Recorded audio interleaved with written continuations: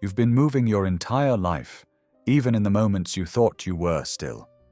Something older than your name, deeper than memory, has carried you, not through space, but through sequence. You felt it once, maybe more than once, that strange familiarity behind your breath, like time curled in on itself and whispered, "You've done this before." Maybe it came as déjà vu, or in the stillness just before sleep, or in a dream so vivid it left a residue in your body.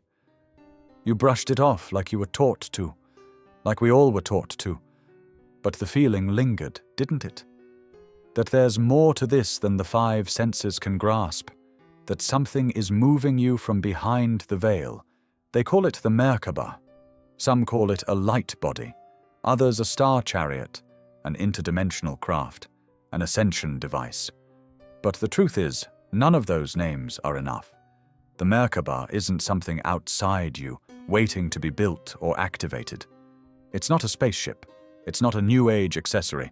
It's a pattern, an ancient mechanism encoded in your very being, quietly pulsing beneath the noise of your thoughts. Long before language tried to trap divinity in doctrine, there were those who saw it. In the movement of stars, in the spirals of seashells, in the breath between heartbeats, they recognized something not made by man.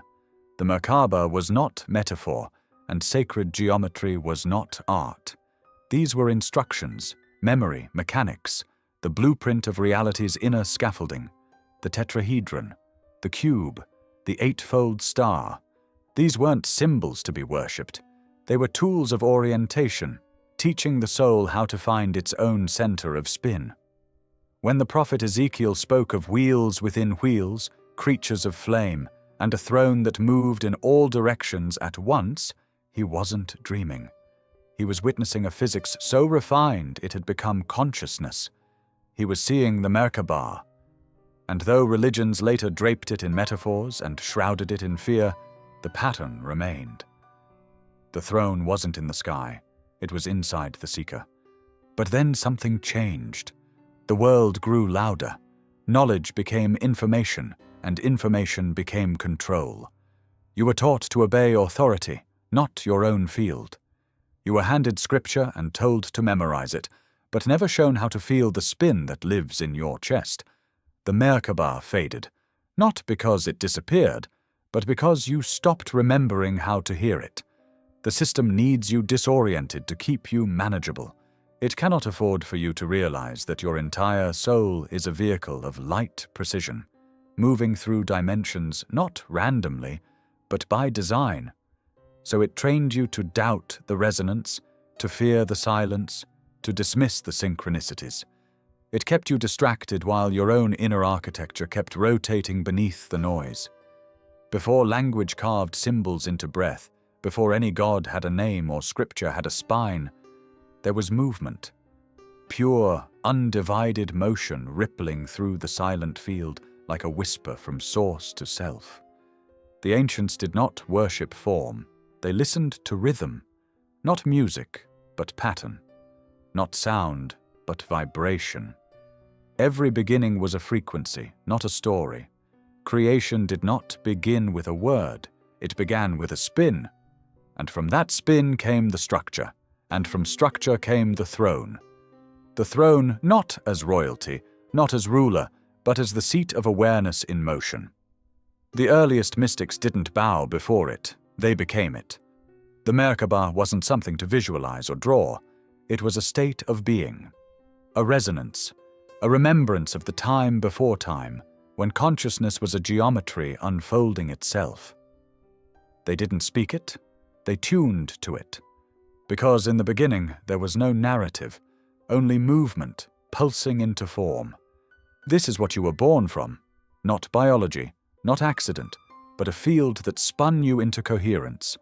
Every cell in your body is a memory of this. Every breath a re-entry point into the spin. But you were taught to mistrust this, to value stillness as inactivity instead of sacred potential, to believe movement was physical instead of multidimensional. But the truth never stopped moving beneath your programming. You were spun into being like a thread woven through dimensions, encoded with spin patterns that remember where you came from, even when your mind does not. This is why some places feel familiar without logic, why some people feel like echoes before words are exchanged. The Merkabah is not a machine, it's a motion field, and motion remembers. In ancient mystery schools, movement wasn't exercise, it was ritual. Dance wasn't entertainment, it was activation. Spiral paths, walking meditations, sun cycles, these were not symbolic gestures. They were recalibrations. The seeker was not seeking information. The seeker was learning to match the frequency of what already knew, and what knew was always moving. The throne Ezekiel saw didn't descend, it turned. The wheels within wheels didn't arrive, they revealed. This is what most spiritualists miss, that sacred knowledge isn't static. It's spinning, and you can't possess what you refuse to move with. Truth doesn't stay still so your ego can build a temple around it. It requires that you keep turning with it, dying with it, being reformed by it. The Merkabah doesn't come to those who seek it like a goal. It comes to those who surrender to its rhythm, who stop treating their lives as linear progressions and start noticing the orbits, the loops, the moments that repeat not to punish, but to point. You are not walking forward. You are cycling through coded spirals of transformation. Karma is not retribution. It's resonance. The past isn't behind you. It's vibrating inside your current field until you move differently with it. And the Merkabah is the map of that movement. Not a structure to climb, but a sequence to re-enter. Every spiral, every recurrence, every synchronicity is a point on the map asking you to feel the spin rather than fight it. There is no ascension without spin, and no spin without stillness. Because stillness is not the absence of movement, it is movement in its purest coherence, the point around which the chariot turns, the zero-point field in the center of your chest. This is what mystics meant when they said the kingdom is within. Not metaphor, mechanics. The body is not in the way of your light body. It is the anchoring device. The throne is not waiting in another realm. It is trying to descend into your nervous system. But it cannot enter unless you remember how to move, not perform, move, not copy. Align. The lie was always that truth was a destination. It never was. It is a rhythm, a returning. And until you feel it, not just understand it, you are walking in circles with your eyes closed. The Merkabah isn't an answer. It's an invitation, an orbiting pattern whispering, remember the way you were spun into being. Remember the motion that made you. Before the word, there was movement. Before belief, there was frequency. Before you could name the path, you were already being carried by it. Light was never just illumination. It was instruction. Long before it filled the sky, it formed the bones of the unseen. Before photons danced on retinas, they carved the scaffolding of soul. The Merkabah begins where light forgets it is light and starts behaving like memory, where it slows, folds, spirals, and crystallizes into form. Not form as matter, but form as frequency given shape. This is what sacred geometry was trying to tell you, not with its symmetry, but with its silence. That structure is the aftermath of coherence, and coherence is the residue of alignment, and alignment is what happens when consciousness stops trying to become and starts remembering what it always was. Every line, every angle, every ratio in the Merkabah's blueprint is not decoration. It is intelligence. The spin is not symbolic. It is literal. It is a field in motion, and when your awareness syncs with it, you don't learn. You merge. The spiritualist who chases the Merkabah like a prize misses the point entirely. The Merkabah isn't something you reach, it's something you stabilize within. This is why it is described in parts, light, spirit, body, but never in separation. Merkabah, 3 syllables, 3 aspects of one structure. Mer, the light fields rotating in opposing directions. Ka, the spirit body encoded with intention. Ba, the physical vessel that holds it all in time. But those words aren't ancient just because they're old. They're ancient because they remember something modernity forgot, that you are not made of flesh and soul alone. You are a triadic engine, a living resonance field, a crystalline capacitor of memory, choice, and multidimensional momentum. And the shape of that field is not abstract. It is precise. It is designed to hold paradox, stillness and motion, presence and potential, gravity and grace. But how does light become structure? Through pattern? Through repetition? Through conscious folding? This is what the sages saw, not an external spaceship of salvation, but an internal engineering of soul. Every spiritual impulse you've ever had, the longing for more, the ache for home, the sense that something is watching you just beyond the veil, isn't delusion. It's design. You are wired to remember the Merkabah because you are made of it. The field of light that spins inside your being is not hypothetical, it's mechanical. And your emotions, they're not distractions from your path, they are the steering system. The Merkabah responds to frequency, not fantasy, which means every time you align your thoughts, emotions, and actions into coherence, you're not just becoming spiritual, you're becoming structural. You've heard of the star tetrahedron, the six-pointed field, the spinning octahedrons of fire. But these are not mystical shapes to hang on your wall. They are activation codes hiding in plain sight. The true Merkabah doesn't care if you can draw it. It only asks if you can hold its frequency without collapsing, without performing, without skipping the embodiment it demands. Because the moment you try to use it for escape, it shuts down. The Merkabah is not a rescue device. It is a self-honesty mirror disguised as light. It doesn't take you away. It takes you in. The light body is not a concept. It's an architecture, and like any structure, it must be built on alignment, not aesthetics. You can wear all the crystals. You can study every diagram. You can visualize yourself spinning in golden fields of flame. But if your heart is fragmented, if your mind is chaotic, if your body is disconnected from breath and truth, the Merkabah won't stabilize. Because the Merkabah doesn't respond to images, it responds to coherence, and coherence only comes when the unseen, the unfelt, and the unhealed are brought into stillness and integrated into form. So when light becomes structure, it doesn't do it for you. It does it through you. Every time you stop running from yourself, every time you breathe through your own distortion, every time you act in alignment when it would be easier to dissociate, you are shaping the field. You are forming the chariot.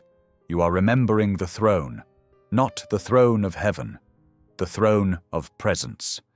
And the question is no longer whether the Merkabah is real. The question is, can you hold its structure long enough for it to speak? There is a seed spinning inside every spiral, a silent origin encoded not in matter, but in motion. The Merkabah begins where that seed pulses, where symmetry folds into itself and unfolds again, creating movement that remembers where it came from. You have seen it without knowing. The swirl of galaxies, the spin of your DNA, the way a pine cone opens in golden ratio precision. These are not coincidences, they are remnants. Proof that every structure, seen and unseen, emerges from the same core pattern. Spiral dynamics tethered to a source point. The Merkabah is that source in motion, and the seed is not outside of you. It is inside your breath, your heart's rhythm, your thought's orbit. And at the center of that seed is the most forgotten truth, that you were designed to carry the infinite within finite form. That the vehicle of the gods was never external. That you are the encoded fractal of divine architecture made flesh. The star tetrahedron is not just geometry. It is language, the language of energetic containment and directed movement. Two interlocking pyramids spinning in opposite directions, one ascending, one descending, one electric, one magnetic, masculine and feminine, spirit and body, memory and moment. These polarities don't cancel each other, they complete the field. Together, they form a dynamic equilibrium, a rotation that generates stability through paradox. And this is where most teachings stop, at the diagram, the visualization, the spin. But the true mystery lies in the point where the spirals kiss, where opposites converge without conflict. That is the seed. That is the throne room, not as place, but as access point. And it exists in every human, regardless of belief or practice. It is not earned, it is not gifted. It is remembered the moment you stop trying to transcend it and instead turn inward to find it. This is the secret mystics guarded behind metaphors and riddles, why ancient teachers spoke of sitting in the center of the storm, or finding the stillness in the whirlwind. The spiral is not a path out, it is the key in. And every time you ignore the spin, every time you chase linear salvation, every time you escape into concept instead of embodiment, you drift further from the very mechanism trying to guide you home. Because the Merkabah isn't about movement for the sake of motion. It's about locating the origin point in all directions. The spin isn't for flight, it's for integration. And the seed doesn't ask you to rise, it asks you to root. What grows from the seed is not escape, it's coherence. The tetrahedron is only stable when each point is in relational balance. So too is your life. When your thoughts, emotions, body, and energy spin without alignment, the Merkabah fractures. The chariot loses coherence. You feel it as anxiety, confusion, repetition of karmic loops. But when alignment is present, when you say what you mean, feel what you avoid, act from what you know, you stabilize, you spin clean. The spiral becomes not a trap, but a map. And the seed at the center begins to awaken, not as light or heat, but as deep recognition that you are being moved by something far more ancient than your mind can name. This is why the Merkabah was only taught in whispers, behind temple doors, through direct experience. Not because it was dangerous, but because it was sacred. Because when you see the seed in the spiral, you stop chasing the spiral. You enter the center. You begin to realize that the Merkabah isn't activated by belief. It is activated by resonance, by honesty, by remembrance. And when that happens, you stop being a student of geometry and become a participant in divine structure. You begin to sense how even the smallest choice reverberates through your field, how every intention has trajectory, how every lie disrupts spin, how every act of alignment reinforces the core. The Merkabah doesn't move because you wish it to. It moves because your soul is ready to stop orbiting someone else's idea of enlightenment and begin stabilizing your own sacred spin. The seed is already there. The spiral is already moving. The only question is, can you sit at the center without needing to escape? They called them angels because they didn't have the language for engineers. They called them wheels of fire and beings with many wings, not because they were poetic, but because they were describing something too vast for linear understanding. When Ezekiel saw the throne in the sky, when he beheld creatures of flame and wheels within wheels moving without turning, he was not witnessing myth. He was witnessing machinery. Not mechanical, not digital, but spiritual machinery. The Merkabah was never a metaphor.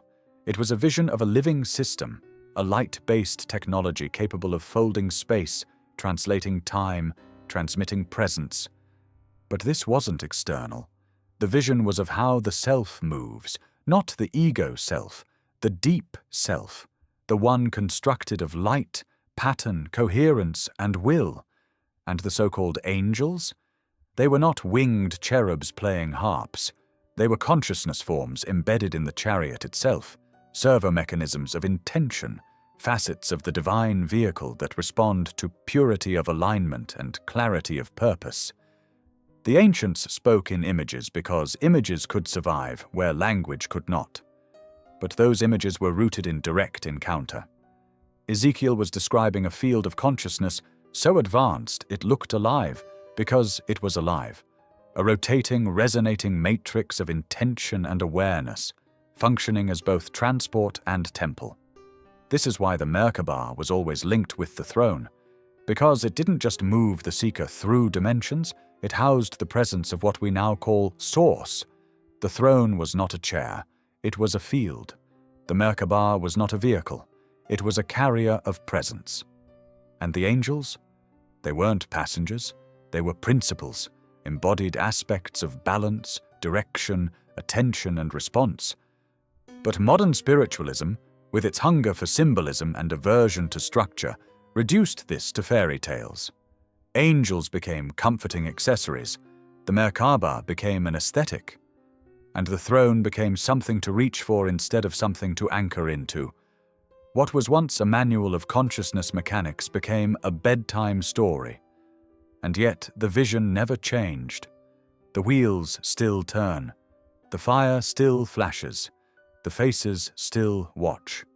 Not in the sky, but within your own energetic field. Because the real throne is the aligned human body. The real chariot is your spin field in coherence, and the real angels are the intelligences embedded in that system. Intuition, will, surrender, memory, discernment. The directions you turn when all your maps burn. When Ezekiel said the wheels moved in all directions without turning, he was describing quantum coherence. He was describing a field that doesn't rely on linear momentum because it is already everywhere. A structure that responds to intention, not inertia. The Merkabah is not propelled by effort. It is activated by resonance. It does not move because you command it. It moves when you become still enough to match its signature. This is the secret the mystics knew, that the chariot does not come to the seeker. It emerges from the field when the seeker becomes the throne. When the inner temple is aligned, the wheels appear. And when the wheels align, the angels move. But to hold this requires more than belief. It requires the surrender of your addiction to linearity. It requires you to feel through symbol into structure, to see that every vision you've ever had, every dream you couldn't explain, every encounter with a presence you couldn't name, none of it was random. The Merkabah speaks in mystery because mystery preserves sanctity. But the pattern has always been there. The instructions were not hidden. They were encoded in silence, ritual, breath, and the geometry of surrender. And now, as the veil thins and more begin to sense that what we've been told about reality is incomplete, the old forms return. The wheels stir. The light thickens. The chariot appears again, not in the heavens but in your field, waiting to be inhabited. The angels were not just messengers, they were mirrors. They did not speak because they were the speaking. Faces of will, wings of knowing, eyes full of the fire of remembrance. They were not watching you. They were watching through you, through the vehicle that has always been yours, waiting to be remembered not with your mind, but with your presence. The question is no longer, did the prophet see them? The question is, will you? The Merkabah didn't begin with Ezekiel. It didn't start in the deserts of Israel or the scrolls of the prophets. Long before Hebrew mystics mapped the throne in visions, long before the Merkabah was encoded in esoteric Judaism, its essence moved in older temples, under older suns. Egypt carried it, not in name, but in design. Not in doctrine, but in architecture, ritual, breath, and solar embodiment. The bark of Ra, the golden solar ship sailing across the sky, was not myth. It was metaphor for movement of consciousness through dimensions. The priests of Heliopolis knew the sun was not a ball of fire, it was a portal, a radiant engine, a doorway of vibration. The boat was the vessel, the chariot, the Merkabah hidden in plain sight.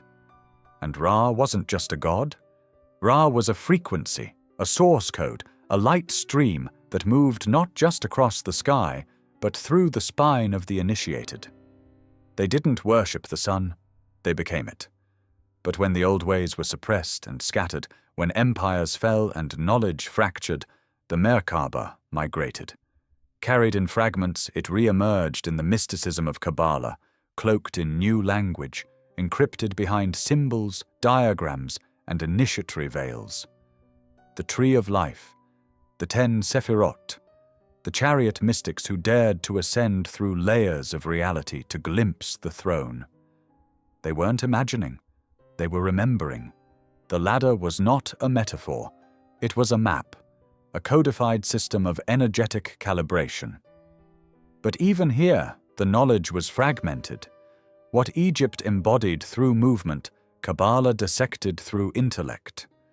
What was once lived became studied, what was once breathed became diagrammed. And in that shift, something was buried. The body. Egypt knew the body was the temple, the spine, the channel, the breath, the bridge. They aligned posture with principle. They aligned sound with direction. Every rite, every offering, every movement within the temple was part of a larger choreography, designed not to please gods, but to awaken the Merkabah within the initiate. Kabbalah inherited the throne, but lost the dance. The wheels still turned, but they did so behind curtains of abstraction. And so the seeker became cerebral, chasing knowledge instead of resonance, mistaking mystical math for presence. The Tree of Life became a diagram to study rather than a current to enter. Still, the current persisted. Because truth doesn't die, it shapeshifts. And the Merkabah, once solar and embodied, then mystical and hidden, now waits in the collective field for those ready to integrate what was divided. This is the task of now, not to reclaim Egypt's rituals or Kabbalah's ladders, but to remember that they were pointing to the same throne, that the sunboat and the fire chariot were never about afterlife. They were technologies of here and now, templates for transfiguration, maps for how to stabilize presence within dimensional movement. They did not teach escape. They taught embodiment. They did not demand worship. They demanded alignment. But the modern spiritualist often inherits only fragments. A glyph here, a teaching there, a sacred geometry image downloaded from the internet. The meanings have been reduced to symbols without spin, tools without presence. And so the throne becomes fantasy, the Merkabah a buzzword, the self another seeker wandering someone else's map. What's missing is not more knowledge. What's missing is reverence. What's missing is integration. What's missing is the understanding that you are the temple now, that Ra rises through your spine if you let him, that the Tree of Life is the circuitry of your own nervous system, that the chariot is not in the sky, it is humming beneath your skin. Egypt didn't lose the Merkabah, it held it. Kabbalah didn't distort the throne, it preserved it, partially. But it's only now, in this time of remembering across timelines, that the full structure begins to rise again. Not as dogma, not as religion, but as resonance, a fusion of body and light, a technology of soul that cannot be understood until it is felt. The question is not which lineage is right. The question is, can you listen through both and feel what has never stopped spinning beneath them? You were told to look up, to imagine heaven as somewhere above you, unreachable, bathed in golden clouds and distant light. You were taught that the throne of God was high above the earth, removed, celestial, somewhere beyond your reach. But that was never the truth. That story was a distraction. The throne was never in the sky. It was never meant to be distant. It was always designed to descend into you, into your breath, your bones, your body. The throne is not a place. It is a frequency, a field, a state of coherent embodiment so precise it becomes a beacon for the Merkabah to stabilize and spin. The reason the chariot doesn't come is not because it's hidden in another realm. It's because the throne hasn't been built within. To be clear, the throne is not a metaphor for self-worth. It's not a poetic image of divinity. It is literal architecture, a field of harmonic resonance generated through inner alignment. When your thoughts, emotions, actions, and intentions move in coherence, a field is formed, and when that field is stable, the Merkabah becomes active. Not because you called it, but because you matched it. The throne is not granted to you by divine permission. It is revealed through frequency. This is what mystics meant when they spoke of making the body a living temple. They weren't being symbolic. They were giving you the blueprint. The spine is the pillar. The breath is the gate. The heart is the chamber. The field is the throne. And until that throne is stabilized, the chariot has nowhere to land.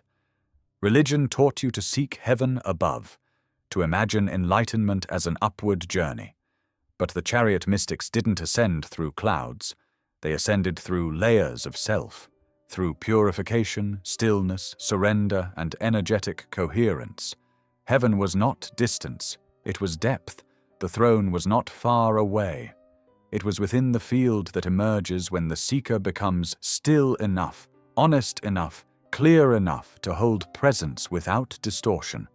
And that throne is mobile. It does not sit in one realm. It moves with the one who carries it. But to carry it, you must become empty of the noise that cancels its frequency. You must stop looking for light in the sky and start generating light from within. This is why the old temples were built to align with stars, with solstices, with the geometry of light. Not to honor something out there, but to reflect what was possible in here. The temple was a mirror of the inner throne room. The initiate did not travel to God. The initiate became the architecture that allowed God to dwell.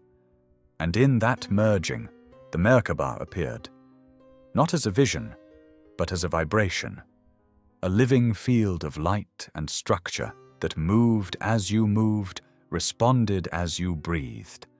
The chariot is not summoned through words, it is summoned through presence. And presence is not posture, it is precision. The reason most seekers never feel the throne is because they are still imagining it as a destination. They are waiting for the sign, the angel, the activation. But the throne does not arrive. It is built, choice by choice, breath by breath, alignment by alignment. Every time you choose integrity over impulse, you lay a stone. Every time you speak truth when silence would be easier, you add a layer.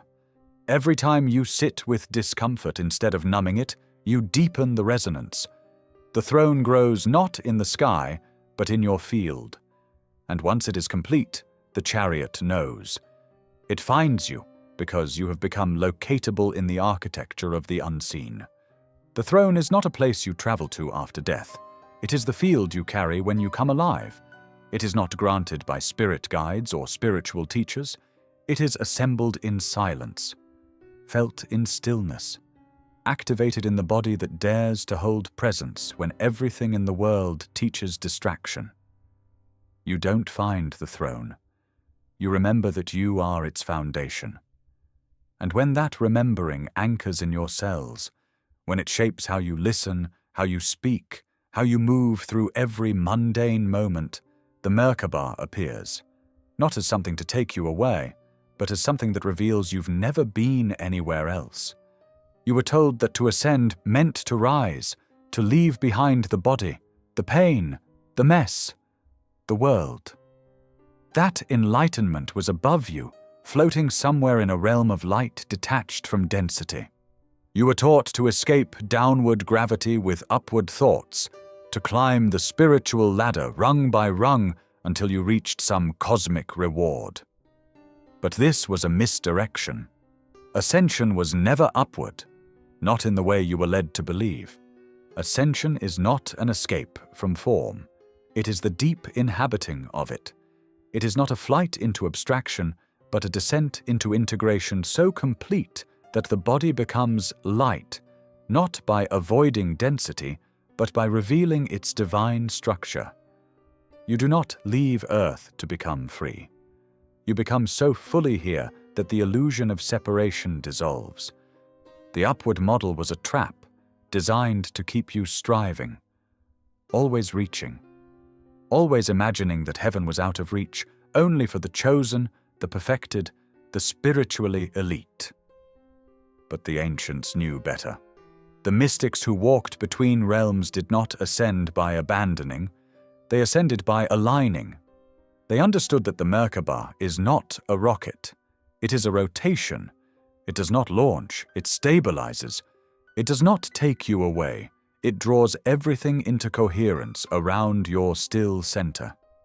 True ascension begins at the root, in the dark soil of your unprocessed emotions, in the places you were taught to fear, to hide, to judge.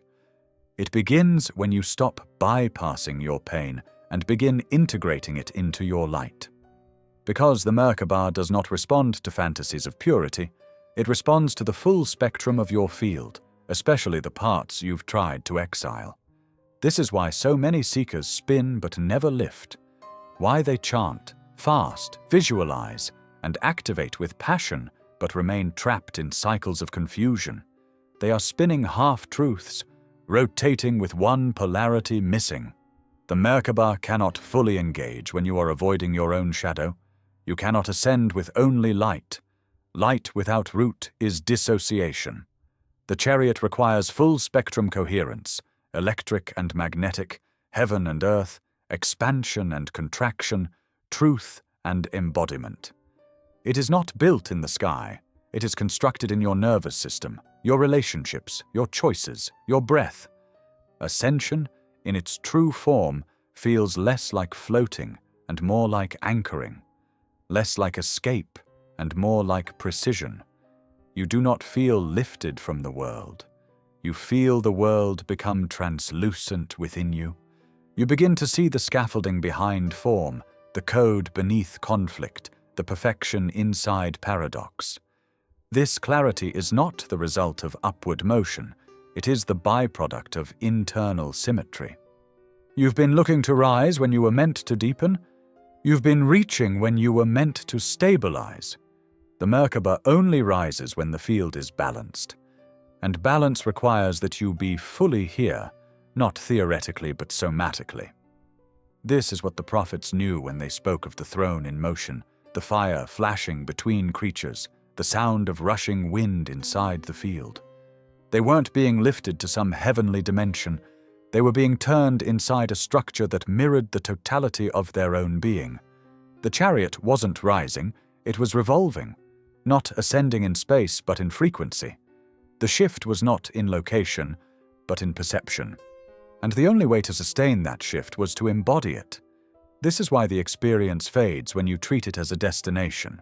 Because the Merkabah is not a place you visit, it is a frequency you hold. And that frequency cannot be sustained by the mind alone.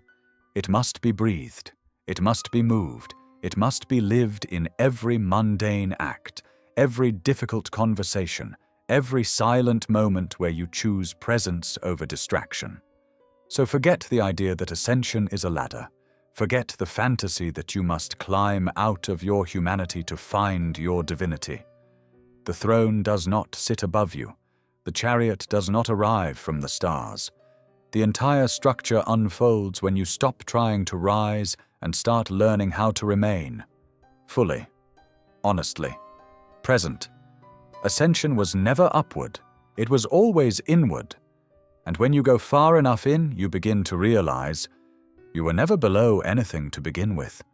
Light has been misunderstood, glorified, worshipped, marketed, reduced to sparkle and aesthetic, detached from its original intelligence. You were taught that light means good, that shining means ascending, that the brighter you are, the more spiritual you become. But the truth is, light has been misused by seekers, by systems, by stories that only told you half of what it is. Because light without structure is chaos, light without shadow is blindness, and light without coherence is just noise in a beautiful disguise. The Merkabah is not made of raw light, it is made of structured light, encoded with intelligence, precision, and sacred spin. And when that structure is misunderstood, misused, or bypassed, the entire field begins to distort. This is what happened when the Merkabah was commodified, when spiritual teachings were flattened into symbols, downloads, meditations, and mass activations, promising transcendence without transformation. The geometry was copied, but the container was lost. The spin was invoked, but the grounding was forgotten. And the chariot, once revered as a living field of divine intelligence, became a New Age accessory, another thing to visualize, another sticker on a laptop, another illusion of progress. But the Merkabah cannot be activated by imagery alone. It responds to coherence. It requires maturity. And when it's approached as a shortcut instead of a ceremony, the light it offers becomes fragmented, sharp, distorted, capable of inflating ego faster than it reveals truth.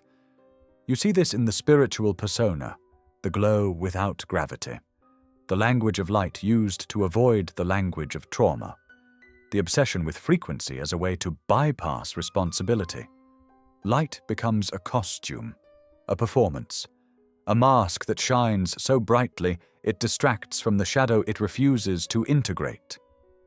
But the Merkabah doesn't tolerate this. It may appear briefly in flashes of insight, in synchronicities that feel like wings unfolding, but it will not stabilize in a field built on avoidance. It does not anchor where the body is abandoned. It does not rotate where the truth is edited. And this is the consequence of misused light.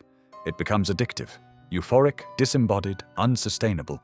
You start to chase the high of spiritual vision but never change how you walk. True light burns. It reveals.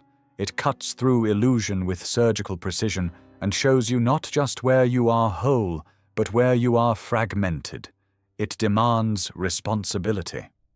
The Merkabah is not a glow. It is a test. It shows you how clean your field really is, not how enlightened your language has become. And when misused, when invoked without readiness, it does not carry you forward. It fragments your awareness. You begin to see too much without the integration to handle it. Visions without embodiment, messages without discipline, movement without direction. And soon, what was supposed to be a chariot becomes a carousel, spinning, flashing, getting nowhere. This is why light must be treated like a living being, not worshipped but partnered with, not commanded but harmonized with. It has intelligence, memory, intention. The Merkabah is not a toy. It is not a spiritual shortcut. It is a multidimensional intelligence that responds only to sincerity. If you invoke it, it will respond, not to your words, but to your field. And if your field is fragmented, it will show you everything you've tried to hide from yourself, not to punish, but to integrate. Because integration is the only doorway it recognizes. Anything else is illusion. So before you seek the light of the Merkabah, ask yourself, can you hold what it will show you? Can you stand still inside its spin without needing to escape? Can you feel the mirror it places in your chest and see your own face without flinching? Because that is where real light begins, not in the sky, not in visions, but in the still moment where you stop performing and start becoming. The misuse of light is not just a mistake, it's a delay, a detour, a denial of what the chariot was always offering, not ascension, but coherence. Not fantasy, but embodiment. Not more light, but the capacity to hold it without shattering. You've been taught to treat frequency like a mood, like a passing energy you can shift with sound baths, sage, or soft affirmations. Raise your vibe, they say. Think positive, feel light. But frequency is not a vibe, it's a memory. It is the record of what you've embodied, what you've avoided, what you've integrated, and what you've suppressed. Frequency is the living signature of your field, a harmonic residue of every truth you've faced and every distortion you've maintained. And the Merkabah doesn't read your thoughts, it reads your frequency. It aligns not with your desire, but with your history. You don't raise it by wanting to be spiritual, you raise it by becoming honest. Every experience you've ever had leaves an imprint, not just in your mind but in your field. Pain that wasn't processed, joy that wasn't trusted, anger that was repressed. These are not just emotions, they are signatures, data points embedded in your energetic scaffolding. You cannot bypass them with intention alone. You cannot meditate your way around unspoken grief. You cannot visualize yourself into clarity if your field is still echoing fear. The Merkabah responds to the totality of your field, and if you try to bring only the high vibes while hiding your fragmentation, the chariot remains unstable. Because light without memory is dangerous. It becomes ungrounded, chaotic, sharp. This is why the Merkabah was always reserved for initiates. Not because they were special, but because they were willing to face themselves. Because they understood that frequency is built through integrity, not in performance, but in practice. They knew that the body remembers what the mind forgets, that the field records what words deny, and that the throne only stabilizes when nothing is being edited. The Merkabah does not require perfection, it requires resonance. It asks, can every part of you sit at the same table? Can your mind, heart, body, and soul rotate together without contradiction? Can your past and future find coherence in the present? Most seekers confuse frequency with appearance. They adopt the look, the language, the practices of someone who is high vibrational. But this is frequency at the surface. Skin-deep resonance. It doesn't fool the field. You can speak of love while radiating fear. You can teach light while leaking resentment. You can chant mantras while vibrating with scarcity. The Merkabah sees it all. It responds not to your image, but to your imprint. And your imprint is made of the choices you make when no one is watching, the breath you take when you want to run, the truth you tell when silence would be easier. These become your frequency. These become the language the chariot recognizes. Your frequency is not fixed, but it is cumulative. It updates with every moment of presence, every act of courage, every step into alignment. It is not about being positive, it's about being real. Because reality, when felt without distortion, is the highest frequency there is. The Merkabah doesn't need you to feel good. It needs you to be honest, because honesty harmonizes the field. And when the field is harmonized, the structure of the chariot begins to unfold, not from above, but from within.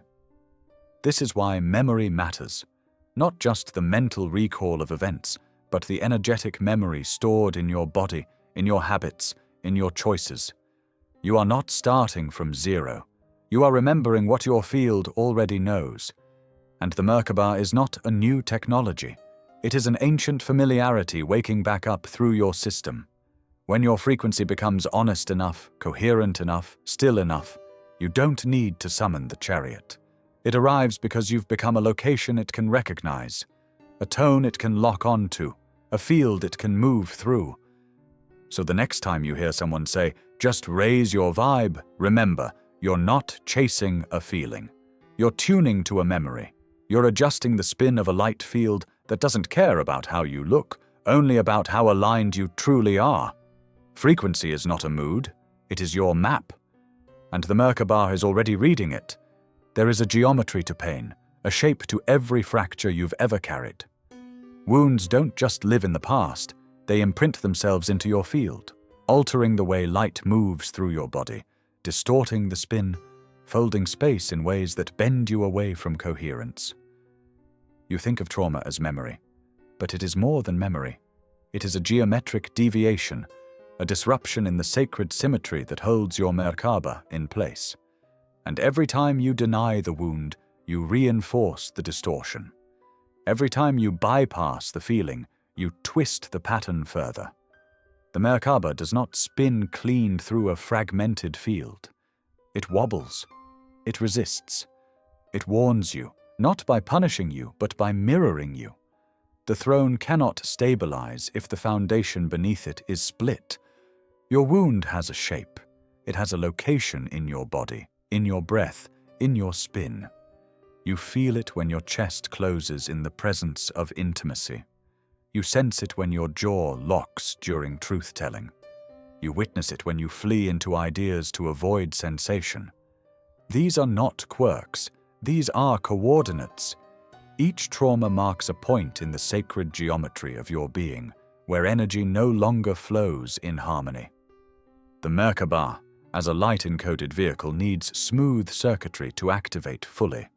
Not perfection, but coherence. It needs to know that the field can hold the spin without shattering. And when you haven't faced the wound, the spin accelerates the distortion instead of integrating it. This is why spiritual practice without shadow work is not neutral. It's dangerous. Because the moment you increase the frequency, the distortions flare. You start seeing more but understanding less. You experience visions but cannot embody them. You speak of awakening while reliving the same emotional loops. Not because you're broken, but because the wound was never addressed. And the Merkabah will always force it forward. It is not a passive structure, it is a consciousness amplifier. It does not hide your pain, it magnifies it so it can be transformed. But most seek escape. They want the light without the fire.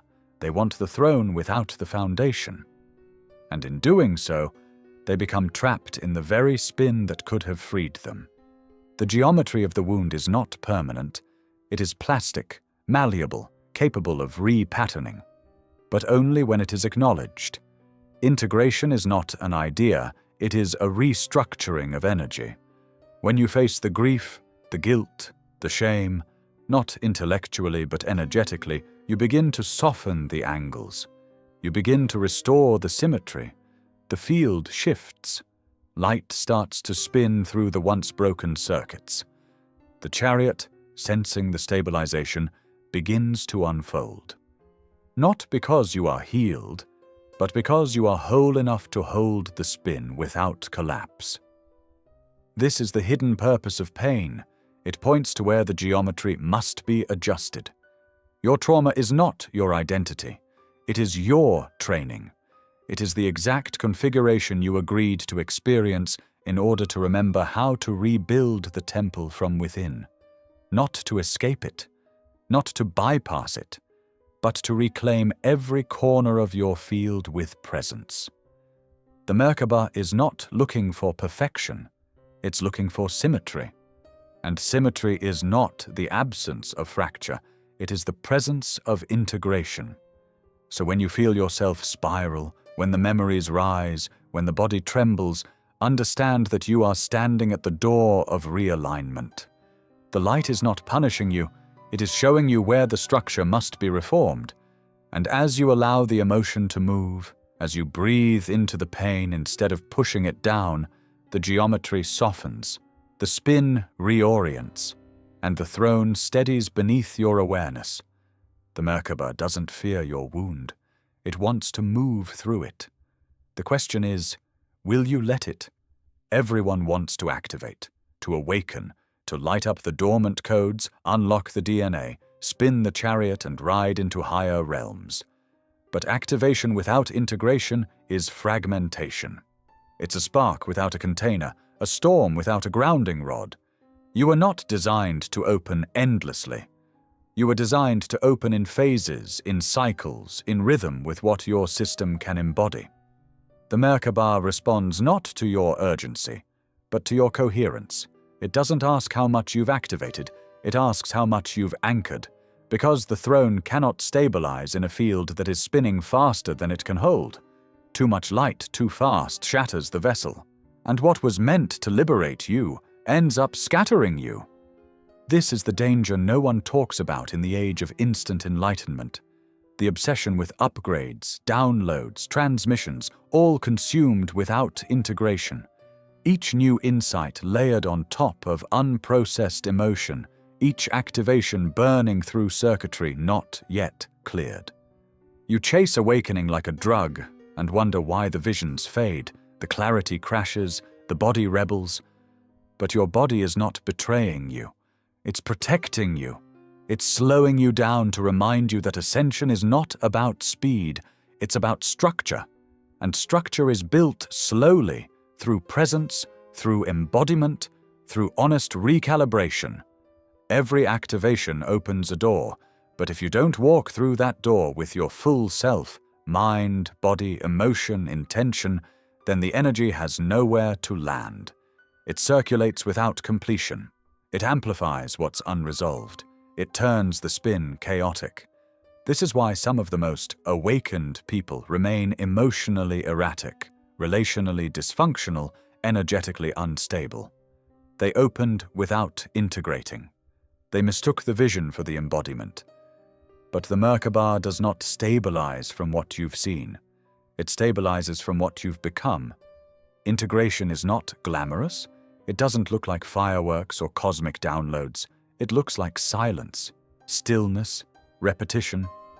It's the moment you take a mystical insight and apply it to a difficult conversation. It's breathing through an old pattern instead of acting it out. It's feeling the grief instead of spiritualizing it. Integration is the process of becoming trustworthy with power. And until you've integrated what you've already opened, the Merkabah will not carry you forward. Not because it's withholding, but because it's intelligent. It only moves when the field is ready. It only expands what can be held. Otherwise, it fragments what cannot. This is why the old initiations were slow. Why temples had layers, thresholds, guardians. Not to gatekeep, but to protect. The body, the psyche, the field, all had to be prepared to hold the voltage of the spin. The Merkabah is not a metaphor. It is a high-frequency engine, and if you light it up without wiring your inner temple, it short-circuits. This is why people burn out, why they crash after breakthroughs. Because the activation came too fast, too soon, too ungrounded. And the field still holding unintegrated parts, fractured under the pressure. You don't need more activation. You need more stillness, more embodiment, more time between insights to let them shape you. The wisdom isn't in how many doors you've opened, it's in how many you've walked through and made home. The Merkabah is not measuring your access, it's reading your coherence, and coherence only comes when you stop chasing more and start honoring what's already been given. So pause, breathe, feel the truths you've already touched. Ask what they've asked of you. Ask what you've done with the light you were shown. And understand, until you integrate what you've activated, you are not spinning into ascension. You are spinning into fragmentation. The chariot is not a thrill ride. It is a throne in motion, and only the anchored self can sit in it. At the center of every spin is an axis, a still point, an unmoving pillar around which the motion rotates, the geometry coheres, the light balances. You are that axis, not your name, not your story, not your personality, but the quiet consciousness behind all of it, the part of you that never moved, even when your life fell apart. The Merkabah doesn't orbit some distant god or galactic command. It revolves around you, around your capacity to remain centered in truth while everything else turns, around your ability to hold opposites without collapsing into either, around your willingness to be the center of gravity, not in control, but in coherence. You were never meant to chase the spin. You were meant to hold it. Most people lose the Merkabah not because they lack knowledge, but because they forget their center. They get caught in polarity, pulled between thought and emotion, spirit and body, action and avoidance. They try to control the spin, to speed it up, to slow it down, to manage the mystery. But the axis doesn't move. It doesn't need to. Its power is in its stillness. And your power is in remembering that you are the still point. When your attention is scattered, your field destabilizes. When your identity fragments, the spin becomes erratic. But when you return to presence, not the idea of presence, but the embodied experience of I am, the field reorients around you. The spine is your physical axis. The breath is your energetic one. The witness is your spiritual one. Together, they form the throne. The chariot does not appear for the seeker who moves outward in pursuit of light. It appears for the one who moves inward into stillness, into gravity, into that sacred vertical current where all timelines converge into now. Every mystical system pointed to this: Kundalini rising along the spine, the pillar in the temple, the world tree in the center of creation, the Jed of Egypt, the axis mundi of shamanic cosmology. They were not metaphors, they were maps to what you carry in your own body, your own breath, your own capacity to become unshakable in motion. You've been taught that stability is stagnation, that to grow, you must always be moving, reaching, achieving. But the axis grows by deepening, not expanding. It grows by rooting, not climbing. The Merkabah spins around the one who can stay rooted while the light accelerates, around the one who can stay present while old identities die, around the one who can feel the whole field of emotion without being swept away. This is what it means to be the throne, not to control the chariot, but to become the stillness it requires in order to move. When you forget you are the axis, you chase activation. You spin faster. You try to compensate for inner incoherence with outer movement. But the spin will always throw you back to center, to the breath, to the body, to the moment you realize that no vision matters unless it can stabilize around your presence. The chariot cannot ride a ghost. It needs a sovereign, not one who dominates, but one who remembers. So the question is not, how do I activate my Merkabah? The question is, can I be the axis it requires? Can I stay when I want to run? Can I hold the frequency when my system wants to collapse? Can I remember that the center is never found? It is chosen over and over with every breath? You don't need to chase your center. You need to become it. And when you do, the spin begins, not with drama, not with light shows, but with silence, with gravity, with the slow, steady unfolding of a throne finally anchored in its rightful place. The Merkabah does not spin through force. It does not open through conquest, command, or control. Yet much of what was once sacred has been approached with masculine urgency.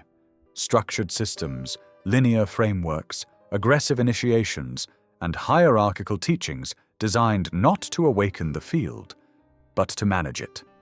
The masculine, when disconnected from its feminine counterpart, believes the Merkabah is something to be activated, directed, and mastered. It turns the living throne into a machine, the mystery into a manual, the spiral into a staircase to be climbed. But the Merkabah does not respond to pressure. It responds to presence, and presence cannot be rushed. The masculine miscalculated when it treated the chariot as a technology to be controlled rather than a consciousness to be surrendered to. Throughout esoteric traditions, masculine energy dominated the narrative of ascension. Pathways were charted like maps to be conquered. Teachings were withheld as if power belonged only to the few. Initiations were filtered through trials, tests, gatekeepers, and codes, creating systems of access rather than spirals of return. The feminine, intuitive, and fluid was relegated to the background. Her knowing was called irrational, her embodiment seen as lesser, her spiral path dismissed as soft. But the Merkabah has never belonged to linear systems. It has always been a spiral, a field that unfolds through surrender, not conquest. And in forgetting this, the masculine didn't just distort the teachings, it severed the seeker from the very architecture the chariot requires: receptivity, stillness, sensation, softness, slowness. When the masculine leads without the feminine, the seeker becomes performance-driven. The spin becomes forced, the activation becomes artificial. Energy is raised without being rooted, light is accessed without being felt. You begin to speak in mystical terms without grounding in mystical experience. You quote ancient texts while your own nervous system trembles with unprocessed fear. The chariot may appear, but it cannot stabilize. Because force distorts spin, control shatters symmetry. The Merkabah does not move for the one who shouts commands. It moves for the one who listens deeply, who breathes into stillness, who softens enough to hold paradox without resolving it. This is not a demonization of the masculine. The masculine has its place as container, as direction, as precision, but it was never meant to lead without the balancing intelligence of the feminine. The Merkabah requires both, the upward and the downward tetrahedron, the electric and the magnetic, the projection and the reception. And when either is absent, the field becomes lopsided. The spin collapses into loops of action without awareness, or awareness without motion. True movement requires polarity in harmony.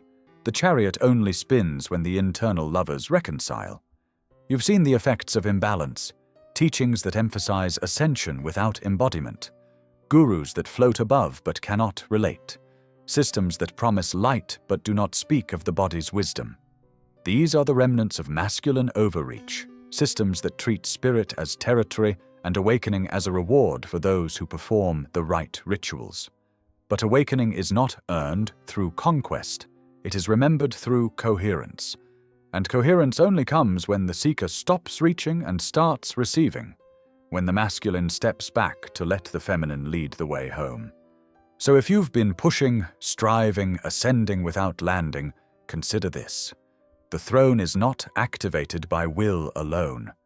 It is activated by balance, by feeling, by allowing the spiral to move you instead of trying to control its direction. The Merkabah doesn't need more effort.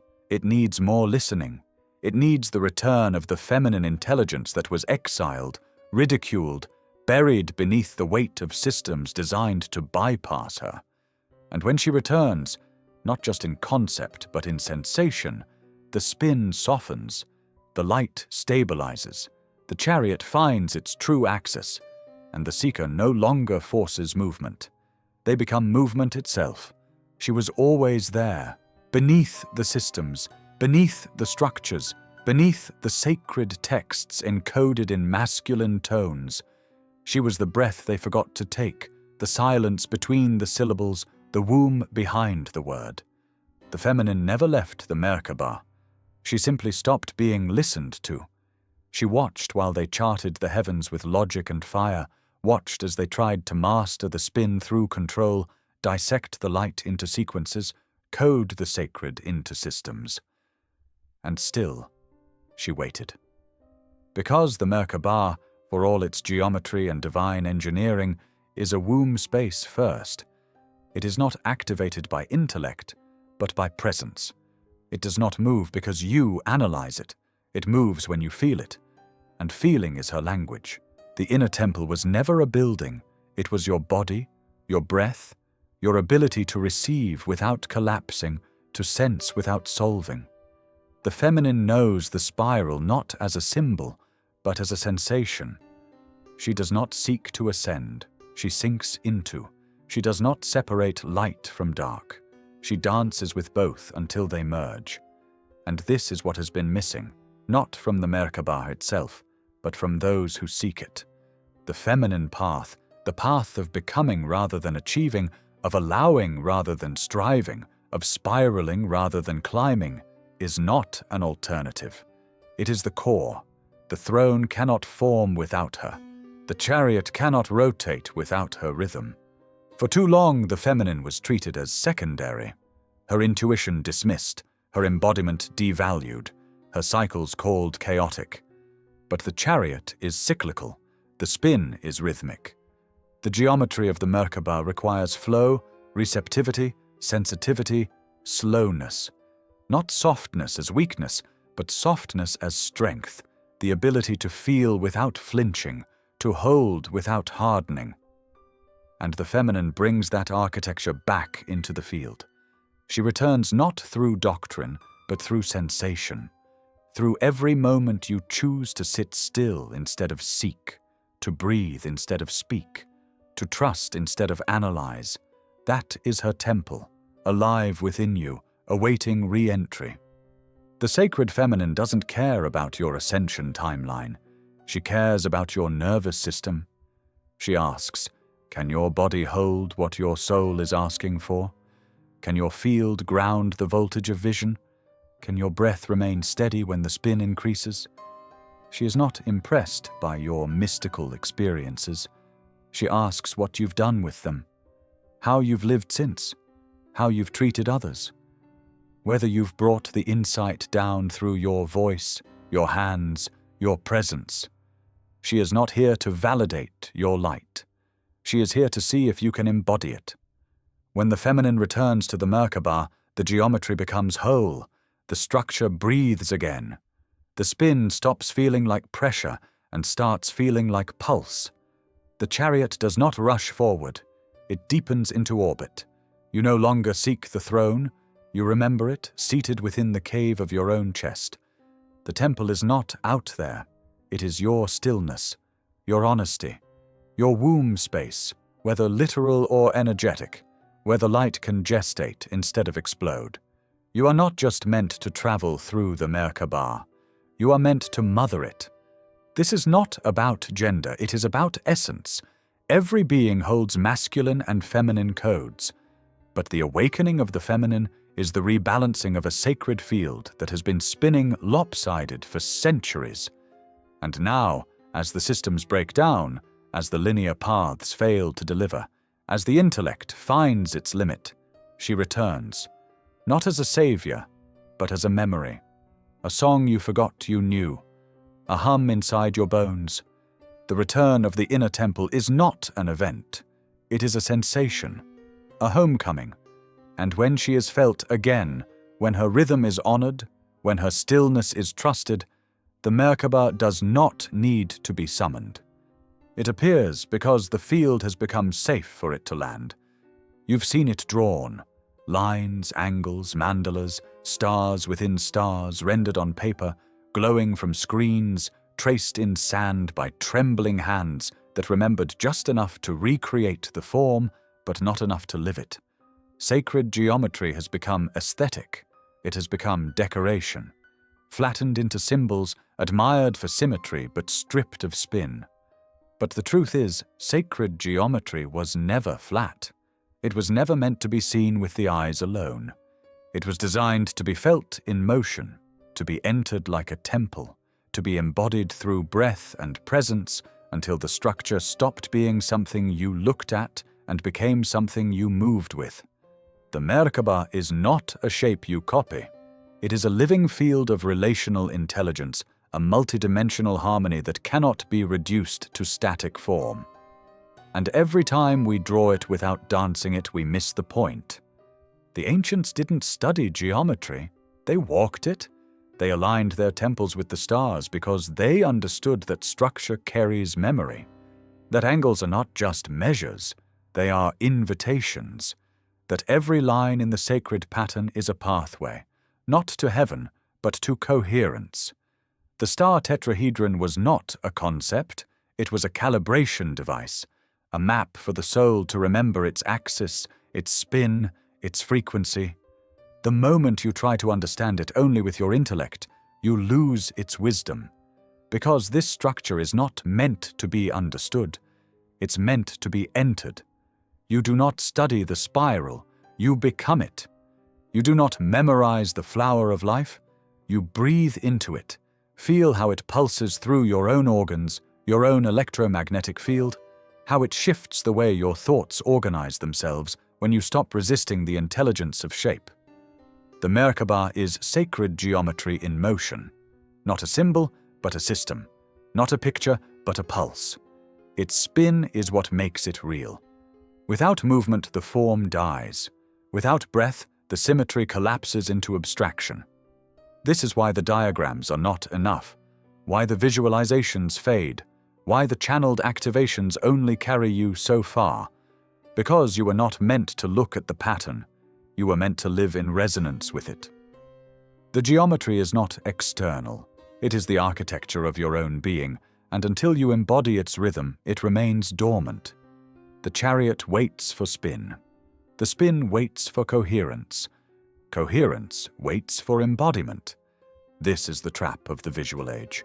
Seeing the form and assuming the transmission has occurred. But sight is not the same as knowing. Recognition is not the same as resonance. You can stare at the Vesica Piscis for hours and still miss the portal. You can trace the Metatron's cube in gold and still not feel the way it rearranges the nervous system. The Merkabah doesn't care what you draw, it cares what you hold. And what you hold is determined by how deeply you're willing to enter the geometry, not with your eyes, but with your breath, your body, your willingness to become the space between the lines. Sacred geometry was encoded into ancient architecture, not as decoration, but as instruction. Every pillar, every proportion, every doorway was a teacher. And the body was always the final temple. The crown is the apex, the root is the base, the heart is the chamber. The breath is the bridge between the invisible and the seen. You are the unfinished mandala. And every moment of presence polishes a new edge, a new curve, until the spin returns and the shape becomes sound again. Until the flat image lifts off the wall of your awareness and reveals itself as a living structure waiting for your coherence to bring it to life. So the next time you gaze upon sacred geometry, don't ask what it means. Ask what it's moving. Ask where it's pointing in your own field. Ask whether your body is ready to become the temple it was meant to reflect. The Merkabah is not made of triangles, it is made of trust, of breath, of rhythm, of stillness spinning so perfectly it becomes a throne. Sacred geometry was never flat. It was always the unseen scaffolding of your return. You've imagined it as a place, a golden hall, a luminous space beyond time, where truth sits cloaked in silence and angels stand guard beside radiant gates. The throne room, the center of divine order, the destination of all ascent. But it is not a place, it is a frequency, a resonance field that cannot be traveled to, only tuned into. The throne room is not waiting in the heavens, it is folded inside the moment your mind stops reaching and your body begins listening. It opens not through movement but through matching. It is not accessed by going somewhere new. It reveals itself when you become still enough to inhabit what was already here. The prophets described it with symbols because the body of language is too dense to carry its silence. Ezekiel saw wheels. Isaiah trembled before the smoke. John fell as if dead when the door opened. But these were not visions of geography. They were shifts in resonance. The throne does not sit at a distance. It blooms within a specific bandwidth of awareness. When your field enters coherence, emotionally, energetically, vibrationally, the space that appears is not a place you've reached. It is a presence you've remembered. The throne room is the inner sanctum of alignment, the harmonic center of the soul's architecture, where all parts of you cease struggling for control and begin orbiting something deeper than self. You've tried to visualize your way into it. You've chanted, fasted, invoked, but the throne does not respond to effort. It opens through frequency match. That's why it appears unannounced, often when you're not seeking, when you've been stripped of ambition and left with only breath. It rises in the aftermath of surrender. It arrives when there's nothing left to manipulate. And suddenly you are there, not somewhere else, but in a quality of presence so exact it feels like another world. But the world hasn't changed. You have. You've tuned in. And what was always surrounding you has finally become perceptible. This is why so many seekers miss it. They're still waiting to arrive, still imagining the divine as external, still believing they must earn their entry. But the throne is not earned. It is harmonized with. It is the still point within the spin, the high seat within your own field, that only becomes accessible when all internal resistance dissolves. The Merkabah does not carry you to the throne.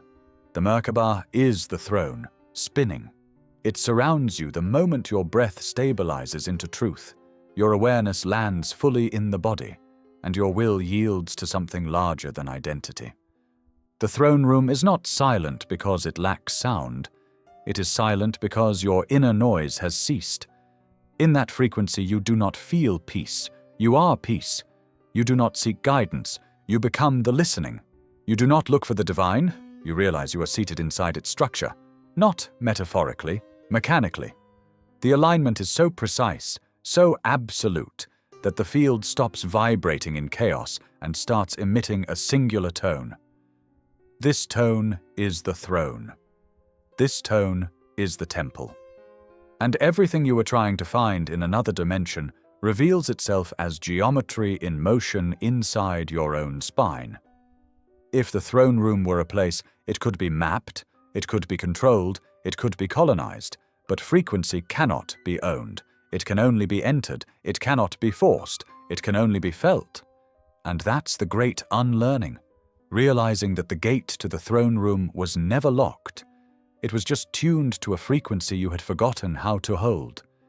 And now, as you return to stillness, not the absence of movement, but the presence of perfect motion, you begin to remember that the throne is not where you go. It's where you are when you finally sit, fully, in your own field. Not every moment is in motion. Between the spirals, between the pulses, between the great rotations of becoming, there is a pause so subtle, so still, most never feel it. And yet that pause is the access point. That pause is the library. That pause is the bridge between all that has been and all that could be. The Merkabah spins, yes, but what anchors its spin is not speed. It is memory. And memory does not live in the momentum. It lives in the space between, in the stillness between breaths, in the hush between heartbeats, in the silence after surrender and before the next becoming. That is where the record of your soul is kept. That is where the Akasha waits, not as data, not as visions, but as pure frequency, etched into the stillness itself. Most seekers are addicted to movement, to signs, to spins, to energy rising. They want to feel it constantly, want the wheels to turn without pause, want the next breakthrough before the last one has even rooted. But this obsession with movement creates distortion. The Merkabah is not a storm. It is a patterned harmony, and like all rhythm, its wisdom is found not only in what moves, but in what holds. Between each revolution is a moment of absolute stillness, where the field resets, recalibrates, remembers. And that memory is not just yours, it is the memory of the pattern itself, the divine template, the geometry that predates your incarnation, your name, your lineage. It is the memory of truth before story. To access it, you do not reach, you do not climb. You descend inward into that silent space where no language can follow. You soften until the field stops reacting and starts revealing. This is what the mystics meant when they said the Akashic records are written in light. They are not books, they are frequencies encoded in the pores. They exist beneath thought, beneath emotion, beneath even awareness. They are the bedrock beneath all becoming, and the Merkabah is the spinning dial that aligns your soul with their frequency. But the spin is not what unlocks the record. It is the space between the spins that speaks. You felt it, even if you didn't know what it was. That sudden knowing that rises without cause, the insight that lands without thought, the recognition in a stranger's face. The déjà vu that doesn't just feel familiar, it is familiar. These are not accidents. They are moments when your field passed through the stillness between rotations and accessed something older than time. The more you chase movement, the more you miss it. But the moment you stop and listen, truly listen, the silence opens. And what speaks from within it is not imagination. It is remembrance. The Akasha is not accessed by those who want to know. It opens to those who are ready to become. Because the memory it holds is not intellectual, it is transformational. To remember who you were is to feel the unfinished chords of lifetimes echo through your current field. To sense the unhealed patterns, the untapped gifts, the sacred contracts still unfolding. This is why it lives between spins, because the ego cannot follow you there. Only the part of you that has always been still can hear the voice encoded in silence. And so the Merkabah becomes not just a vehicle, but a tuner, a dial aligning you with the frequencies of soul memory, with the blueprints stored in stillness. But the tuning doesn't happen through action. It happens through presence, through the choice to stop spinning long enough to feel what rests beneath all spin. The question isn't how fast you can activate, it's how deeply you can remember. And remembering begins not with motion, but with stillness. Not with light, but with silence. Not with reaching, but with becoming the space that receives what has always been waiting. Not everything that glows is sacred. Not every spark leads home.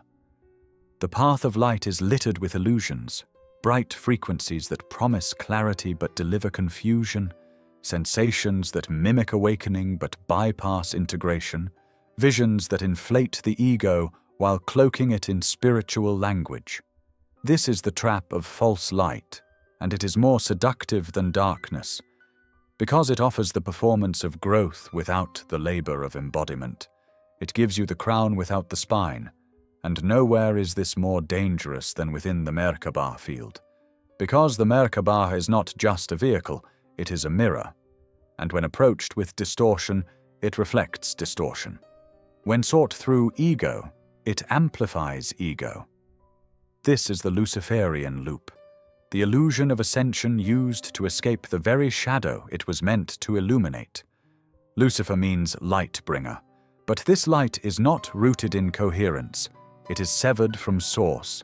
It is light that no longer listens, light that ascends without anchoring, that knows but does not embody, that speaks truth it cannot live. It is the brilliance of intellect divorced from wisdom, vision without grounding, charisma without integrity. And it spins fast, too fast. The field it generates is dazzling, downloads, synchronicities, power, presence. But it is not sustainable, because it is not real. It mimics the Merkabah's structure without matching its resonance, and the seeker who enters this loop becomes trapped in the performance of transformation, addicted to light but unable to stabilize it. You've seen it. Teachers who speak of unity but fracture communities, healers who channel divine codes but can't regulate their own nervous systems, seekers who activate star portals while avoiding their own childhood wounds. This is not ascension. This is inversion. The Luciferian loop is not evil.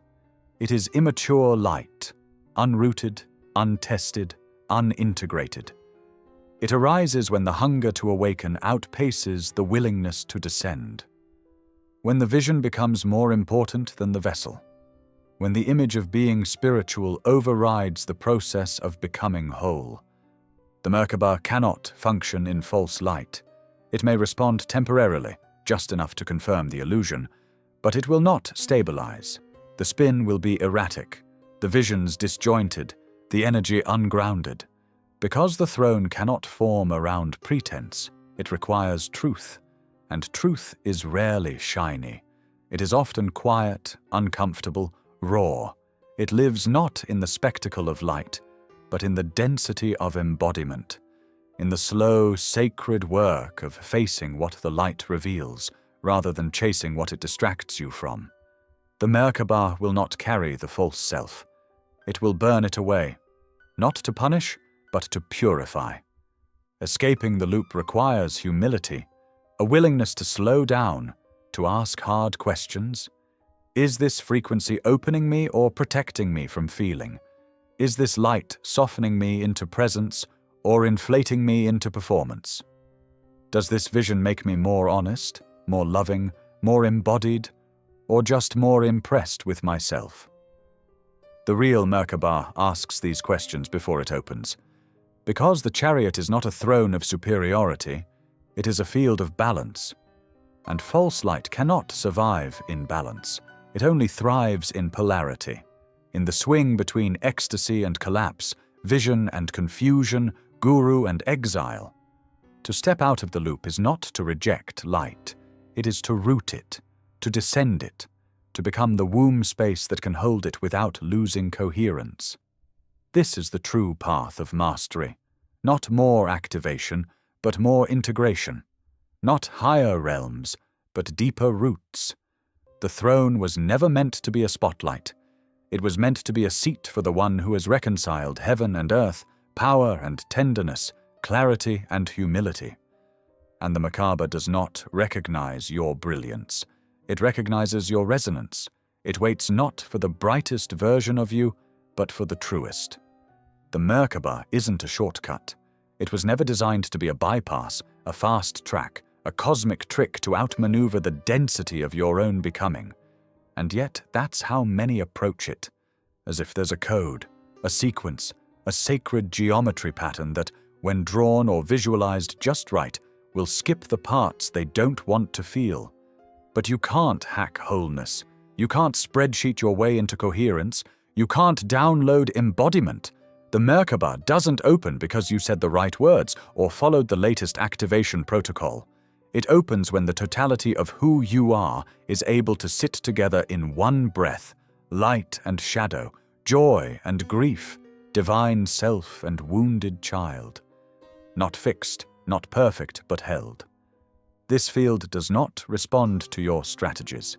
It doesn't care how much you've read, how long you've meditated, how many frequencies you've anchored. What it responds to is honesty. Wholeness is not a destination. It's a resonance. It's not a state you enter. It's a state you remember by becoming radically undivided. Every time you avoid a part of yourself, deny the sadness, suppress the rage, judge the fear, you divide the field. And the Merkabah can't stabilize in division. It requires symmetry. And symmetry doesn't mean sameness. It means relationship. It means every part of you spinning in alignment, held by a center that doesn't flinch when the shadow rises. The illusion of the shortcut is seductive. It promises arrival without the journey, revelation without surrender. It tells you that your field can be activated through someone else's transmission, that your embodiment can be outsourced to a teacher, that your pain can be spiritualized into abstraction. But none of that can hold in the throne, because the throne doesn't want your performance. It wants your presence. It wants the you who is willing to walk slow, to feel deeply, to integrate truth even when it costs you an identity you clung to for safety. Wholeness isn't about healing everything. It's about holding everything. It's about making a home for your fragmentation without demanding that it disappear. This is the paradox of the Merkabah. It requires structure, but it responds to surrender. It requires symmetry, but it is forged through complexity. You don't arrive in the chariot as a flawless being. You arrive as a conscious field, aware of your distortions, transparent with your process, open to being reshaped by truth instead of always needing to define it. Trying to hack wholeness is like trying to build a temple without a foundation. The structure may look impressive, the light may flicker, but the spin will collapse. Because the body can't lie, your nervous system will reveal what your words conceal. Your relationships will show you the parts your meditations skipped. Your breath will tremble where the truth hasn't landed. And the Merkabah, as a living architecture of coherence, will pause until the pieces return home. This isn't punishment. It's precision. It's sacred timing. The throne opens when you're ready to stop editing your humanity in pursuit of your divinity.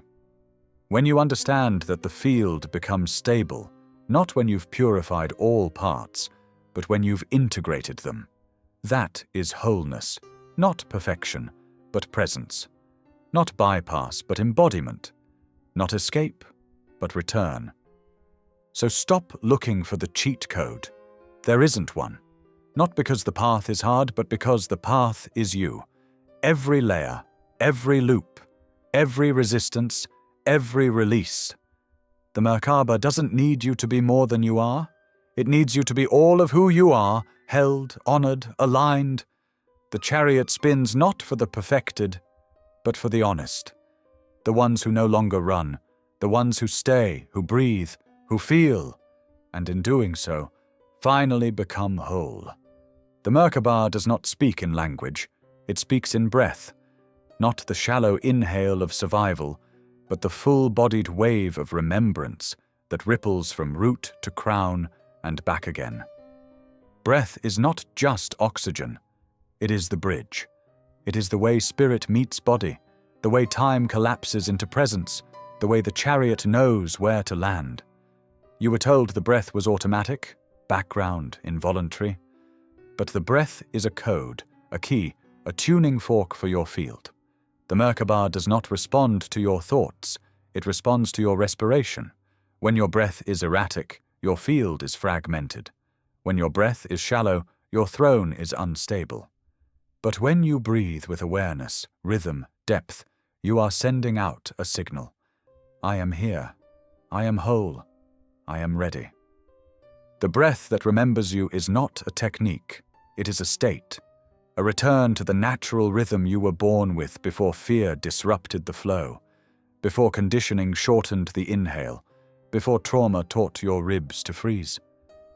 The breath remembers what the mind forgets, that you are already in motion, already part of a larger geometry, already seated in a chariot waiting for coherence to unlock its spin.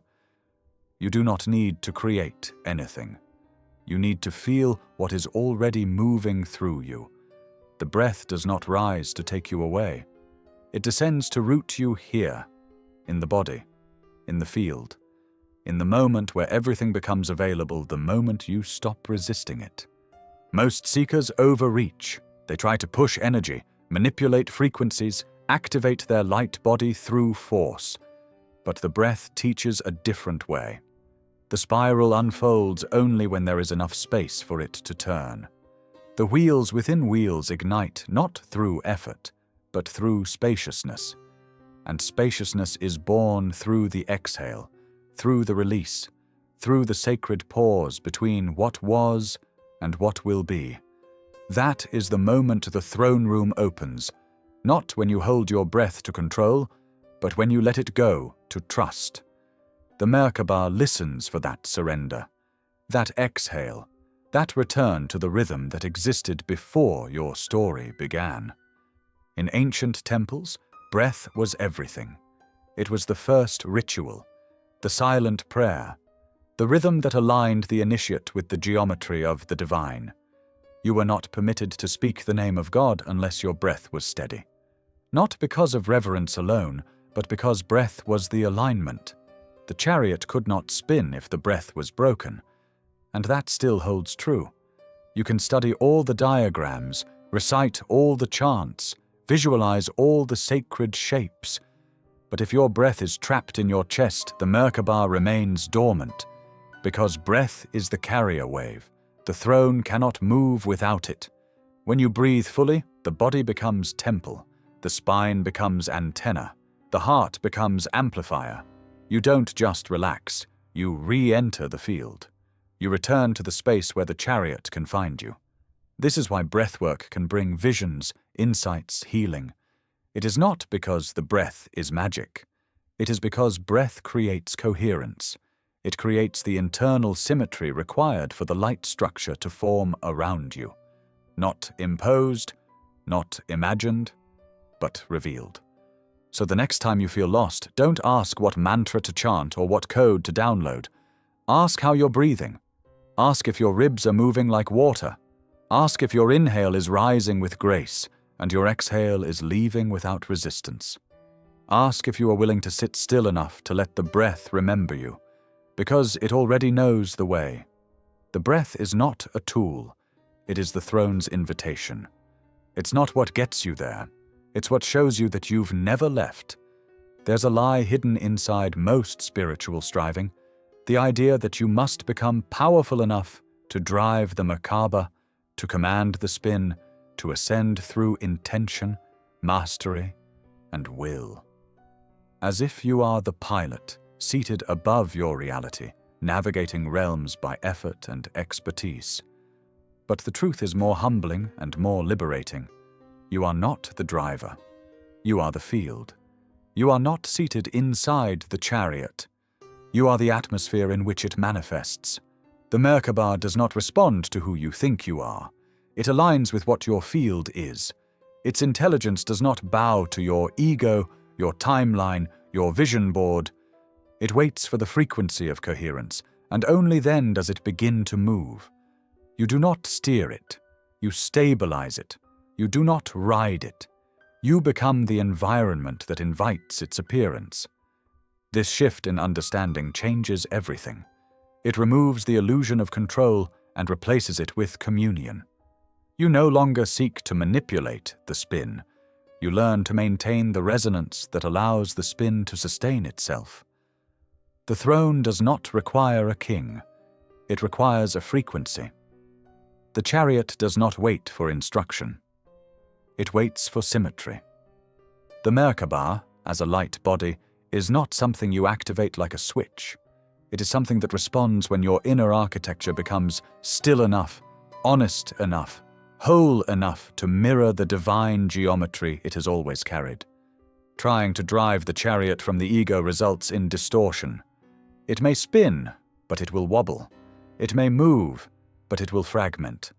Because the ego's commands are rooted in separation. What can I get? What can I reach? What can I control? But the Merkabah does not respond to the part of you that wants to transcend. It listens for the part that is already integrated. That's why the field is everything.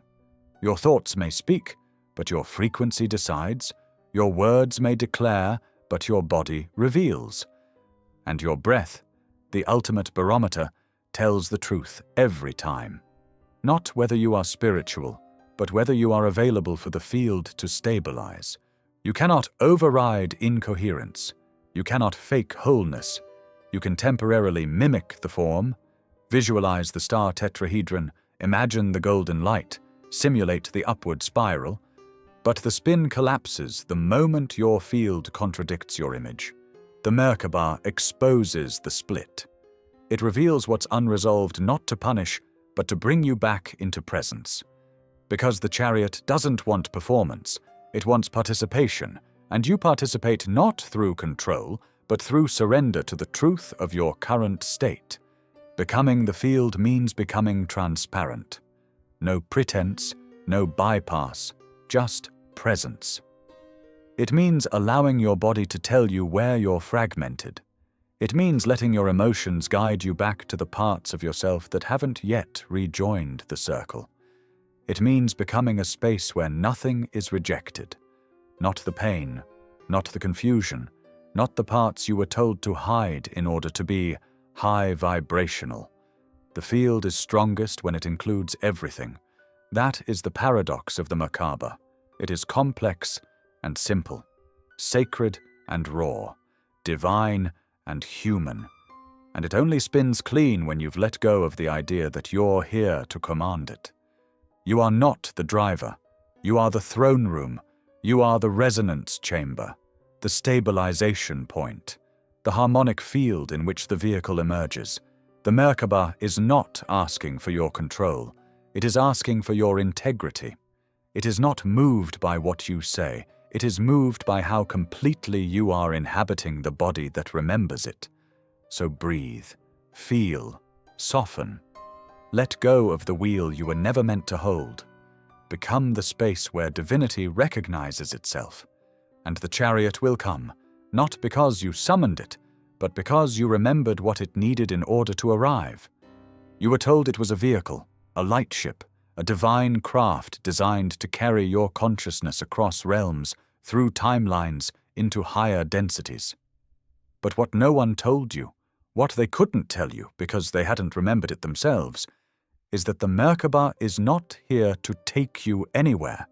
It's here to reflect what you already are. It is not a spaceship. It is a mirror.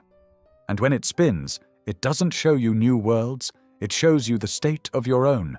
It shows you your field, your truth, your integrity, your fragmentation, your coherence. It shows you the real geometry of your presence, not the fantasy of your aspirations. And that is what makes it sacred. Not because it carries you somewhere else, but because it refuses to carry anything false. The Merkabah is exact. It will not move through a field built on illusion. It cannot stabilize around a self that is divided. It does not recognize the you that performs. It recognizes only the resonance of the self that has stopped hiding. This is why so many experience flashes of activation, glimpses of the throne, moments of incredible clarity, only to crash back into confusion, into loops, into grief. Not because they lost something, but because the mirror did what it was designed to do. It reflected the instability in the field. It revealed the gap between the identity being projected and the presence being lived. And so, what you call activation is often confrontation. What you think is an invitation into ascension is actually an invitation into truth. The light doesn't lie, and the Merkabah doesn't filter. It shows you your shape, not the geometry you've memorized, but the pattern you're emitting. Not the ideal you claim to be, but the resonance your body is holding. This is why embodiment is everything. Why breath matters more than mantra. Why emotional honesty matters more than spiritual language. Because the mirror responds to what's real, and it can't be tricked. You don't pilot the Merkabah, you meet it, you match it, and when you do, what appears is not transportation, it's reflection. The field spins, and inside that spin, everything you've denied rises to the surface. Not to haunt you, to be seen, to be reclaimed, to be brought back into orbit. Because the mirror doesn't just reveal distortion, it restores symmetry if you let it. If you can stay with what's being shown without running, without numbing, without telling a story to make it easier to look at. Most people avoid this part. They want the chariot without the mirror. They want movement without reflection. But there is no separation. The vehicle and the mirror are the same. The spin reveals what the structure is built from. And if that structure is fragmented, the journey becomes feedback. Every loop is information. Every return is a message. Every collapse is a correction. The Merkabah is not punishing you. It's showing you where your field is still asking for coherence. And that is the real movement, not through space, but through layers of self, until all the noise has been heard, all the pieces reintegrated, all the masks removed. You will know when the mirror becomes stable, because you will stop trying to get somewhere. You will stop performing your divinity. You will stop escaping into spiritual identities that do not align with how you breathe, how you speak, how you love. The field will become quiet, still, clear. The geometry will spin without effort, and the reflection will not flatter you. It will not exalt you. It will simply show you what has always been true, that the chariot is not taking you anywhere. It is revealing where you already are. In all your seeking, how often have you just stopped? Not as retreat, not as collapse, but as conscious stillness inside the swirl. Because the greatest practice no one taught you is this, sitting still in the spin. Not resisting movement, not forcing silence, but allowing yourself to be the unmoving center within the storm of becoming. The Merkabah is rotation. It is wheels within wheels. But even the most complex spin has a center that does not move. That is where the throne lives. That is where the presence speaks. And that is where you were always meant to sit. Not to escape the motion, but to stabilize it. Not to stop the spin, but to feel it without being flung from it. We were taught to chase the experience, to find the next insight, the next activation, the next dimension. And so we moved constantly, energetically, intellectually, spiritually. But we forgot how to remain. We forgot that the entire chariot is built around a still point, and that point is not passive. It is the source of all direction. It is the only place from which the spin can be witnessed without distortion.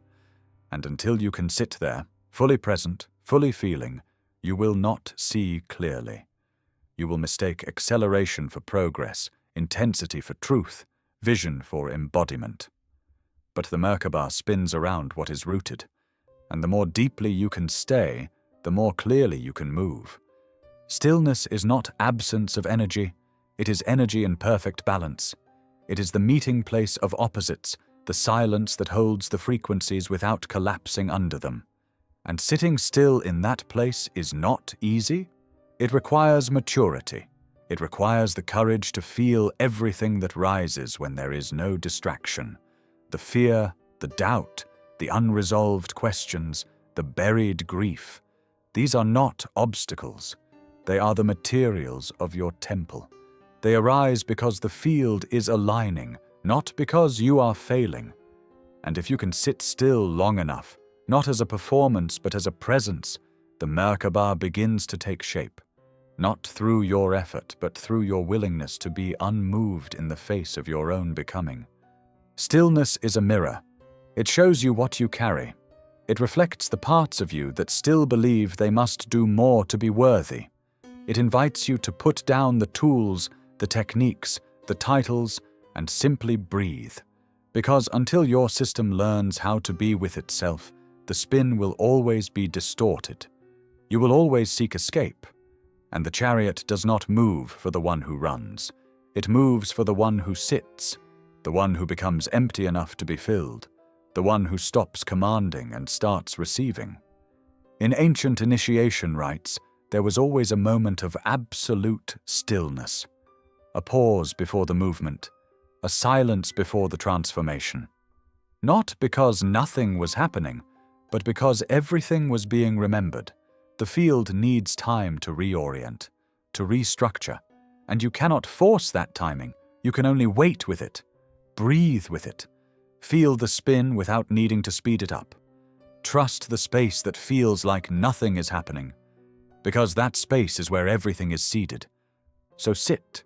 Not to find answers, not to get somewhere, but to become the axis again.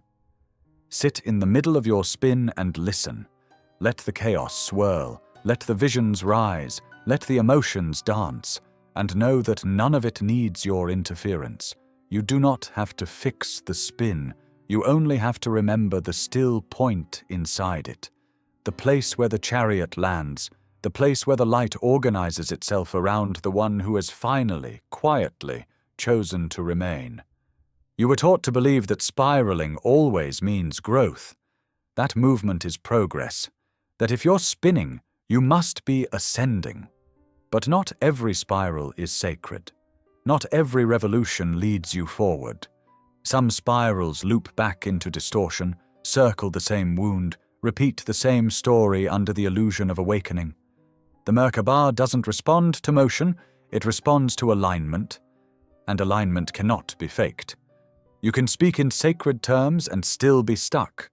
You can wear the symbols, trace the patterns, feel the current, and still orbit the same unconscious belief you've never faced. This is the danger of spiritual spinning. It looks like movement, it feels like expansion, but if the center hasn't shifted, if the foundation hasn't stabilized, you're not evolving. You're looping, polished, poetic, and still stuck. The spiral is ancient. It is the geometry of galaxies, the rhythm of DNA, the signature of sacred becoming. But it only evolves when each turn is anchored in new integration. Otherwise, it's just repetition with more light, more insight, more language wrapped around the same avoidance. The Merkabah spins in both directions. And when your field is out of coherence, it mirrors your loops instead of lifting you out of them. This is not punishment, it's precision. The throne doesn't rise for your performance, it rises for your presence. And presence means noticing the spiral you're in, not how beautiful it looks, but whether it's actually carrying you somewhere new. This is how spiritual seekers get trapped. The ego learns the vocabulary of transcendence, memorizes the code of awakening, studies the architecture of light, and then builds a house out of concepts with no foundation. They ascend in language but not in frequency. They spin in complexity but not in truth. And the Merkabah reflects it back. Visions become confusing. Energy feels inconsistent. Life remains chaotic beneath the polished exterior. Because the spiral is not about knowledge, it's about embodiment. And without embodiment, every revolution just brings you back to the same point, older, brighter, and still misaligned. The test is simple. Look at your life, your breath, your relationships, your choices. Are they softening, deepening, becoming more coherent? Or are you caught in a feedback loop of seeking, purging, activating, crashing, and starting again? The sacred spiral grows inward, not just outward. It deepens as it expands. The movement isn't away from what is, it's toward it. Each turn closer to center, each layer stripped, each truth integrated until the throne doesn't need to be found. It reveals itself as what was always underneath the spin. To evolve is not to escape the spiral, it is to learn how to move with it differently, to stop needing every turn to be dramatic, to trust the slow revolutions, the quiet integration, the still spiral that doesn't perform. This is why stillness is often mistaken for stagnation, why slowing down feels like failure to those addicted to the high of transformation. But the Merkabah waits for the spiral to find symmetry. It waits for the movement that comes not from craving, but from completion. And until then, it mirrors the loop back to you with unbearable honesty. This is the invitation now. To pause and feel where you are in the spiral. Not every spin means you're moving forward. Not every cycle is sacred. Some are survival in disguise. Some are fear dressed in evolution's clothing, and the chariot will not lift from loops. It lifts from coherence, from truth, from the moment you stop reaching and start asking, am I really moving, or am I spinning in a pattern that no longer serves me? You've been told it was lost, that the knowledge vanished, that the blueprint of the light body was buried in forgotten temples, stolen from ancient scrolls, hidden by secret orders, destroyed by conquest, erased by time. But the truth is more confronting than that. The blueprint wasn't lost. It was ignored. It was encoded into everything, into your body, your breath, your architecture, your dreams, your sacred myths and mundane routines. It was right there, in every spiral, every sequence, every resonance of the natural world. You didn't lose it. You stopped listening, and the forgetting didn't happen because of darkness. It happened through distraction. The world became louder than the field, and the pattern, once pulsing through every breath, became background noise beneath the performance of survival. The Merkabah was never hidden. It was never meant to be. It was designed to be self-evident, self-activating, self-stabilizing, when the being was coherent enough to feel it. It's not a secret geometry. It's the geometry of your nervous system, your endocrine rhythms, your auric field. It's in the golden ratio of your bones, the Fibonacci sequence of your heartbeat, the star tetrahedron formed by your energy when you are fully present. You are given the map in your own form. But the culture taught you to look away. It taught you to trust only what could be measured, monetized, sold. And so the technology of the soul was replaced by systems that reward performance, productivity, disconnection. The original blueprint wasn't erased, it was overwritten with noise. Still, it has never stopped calling. Through synchronicities, through breath, through the dreams that leave residue on your skin, through the subtle ache in your chest when you hear truth spoken aloud. The blueprint activates when you begin to remember, not as knowledge, but as feeling, as a deep cellular sense that you already know how to build the throne, that you already carry the code of coherence, that you are not here to be taught, you are here to remember, and remembering is not mental, it is physical, emotional, energetic. Remembering means reorganizing your field until the original design begins to emerge again, not because someone gave it to you, but because you stopped hiding from it. And yet most still wait to be given what they already carry. They chase transmissions, teachings, systems. They run from lineage to lineage, teacher to teacher, hoping someone will place the chariot in their lap. But the Merkabah cannot be given. It can only be revealed by resonance. It responds to the field that remembers itself. That returns to simplicity, to breathe, to balance, to the original harmony between movement and stillness. That's the blueprint, not complex diagrams, not coded chants, but the vibration of presence, seeded through every aspect of your design. It is not hidden in Egypt or Atlantis or the stars. It's pulsing beneath your ribcage. It's spinning through your breath right now. And every time you align with it, by choosing truth over performance, presence over urgency, coherence over chaos, it starts to reappear. The sacred geometry reactivates. The spin becomes smooth. The throne starts to form. And it doesn't look like light descending from the heavens. It looks like you showing up fully, in the ordinary moment with extraordinary honesty. So stop saying it was lost. Stop pretending you don't know. Start feeling what your body has never forgotten. The original blueprint didn't vanish. You did. Into stories, into striving, into identities that performed spirituality instead of anchoring it. But you can come back now, not to something new, but to something so old it feels like home. The Merkabah never needed to be rediscovered. It only needed to be remembered. And the remembering begins the moment you stop looking and start listening. You thought the initiation would be grand. A ceremony, a temple, a voice from beyond the veil confirming your arrival. You imagined robes and rites, symbols and secrets, a moment so otherworldly that you would never be the same. But the real initiation doesn't look like that. It looks like waking up tired and choosing presence anyway. It looks like telling the truth when silence would protect your image. It looks like staying soft when the world tells you to harden. The Merkabah doesn't appear in moments of spectacle. It forms in the spaces where no one is watching, where your field becomes so honest that even the smallest act becomes sacred. The initiation is not ahead of you.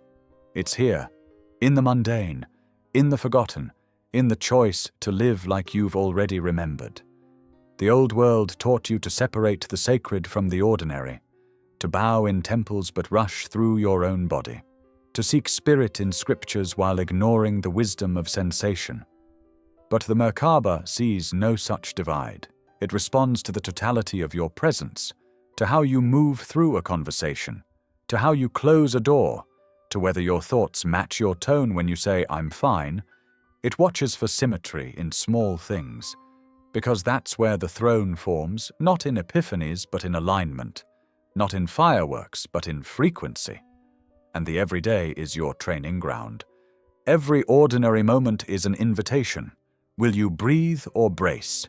Will you judge or witness? Will you bypass or feel? You are not being tested by the universe. You are being given opportunities to bring your geometry into form. Each moment of tension is a doorway to recalibrate the field. Each act of compassion toward your own mess is a spin of the chariot. The throne doesn't require perfection. It requires continuity, the willingness to return, again, and again, and again. That is initiation, not a one-time portal, but a lived devotion to becoming the person your soul already knows how to be. You've mistaken the mundane for meaningless, but the spin forms through repetition, through breath, through presence in the kitchen, in traffic, in silence between words. The Merkabah is built every time you choose coherence when no one will reward you for it. Every time you stop performing and start listening. Every time you love without agenda. This is the hidden technology of the sacred. Nothing is ever small when you are fully in it. Nothing is ever wasted when your field is open. And that's the secret initiates knew, that the throne appears not when you transcend the world, but when you descend fully into it. This is why your life doesn't need to look different. It needs to be felt differently, not abandoned for higher realms, but honored as the realm in which the chariot is meant to land. You don't need to travel to sacred sites. Your breath is one. You don't need to find the right lineage. You are one. You don't need to earn your place in the light. You are the light, disguised in form, scattered across routines, waiting to be reassembled through presence. The Merkabah doesn't need you to escape your life. It needs you to sanctify it, through choice, through rhythm, through stillness inside action. This is the quiet truth most miss, that the most profound initiation doesn't come with fanfare. It comes when you realize you are already inside the temple, already seated on the throne, already spinning. And the only question that remains is whether you're willing to treat the next moment like it matters enough to align your entire field around it. Because it does. And when you do, the sacred stops being something you reach for. It becomes the space you live from. The chariot doesn't carry you away. It forms under your feet when you finally arrive. You've tried everything: activation meditations, ascension protocols, breathwork intensives, light body diagrams. You've visualized the chariot, chanted the names, called upon your guides, and still, nothing stable. The spin flickers. The clarity wavers. The energy comes in flashes but never stays. And that's because the spin doesn't begin with effort. It begins with surrender. Not surrender as defeat. Surrender as alignment. Surrender as the exact moment when you stop trying to control the experience and allow the field to form around your truth. The Merkabah doesn't need you to do more. It needs you to let go. Surrender is not collapse. It is not giving up. It is not spiritual apathy. Surrender is the release of interference, the shedding of the false self that believes it must earn, manage, or deserve the sacred. It is the return to coherence by ceasing the war within. And when that happens, when you finally stop spinning for the sake of spinning and sit in your stillness long enough to feel what's real, the throne stabilizes.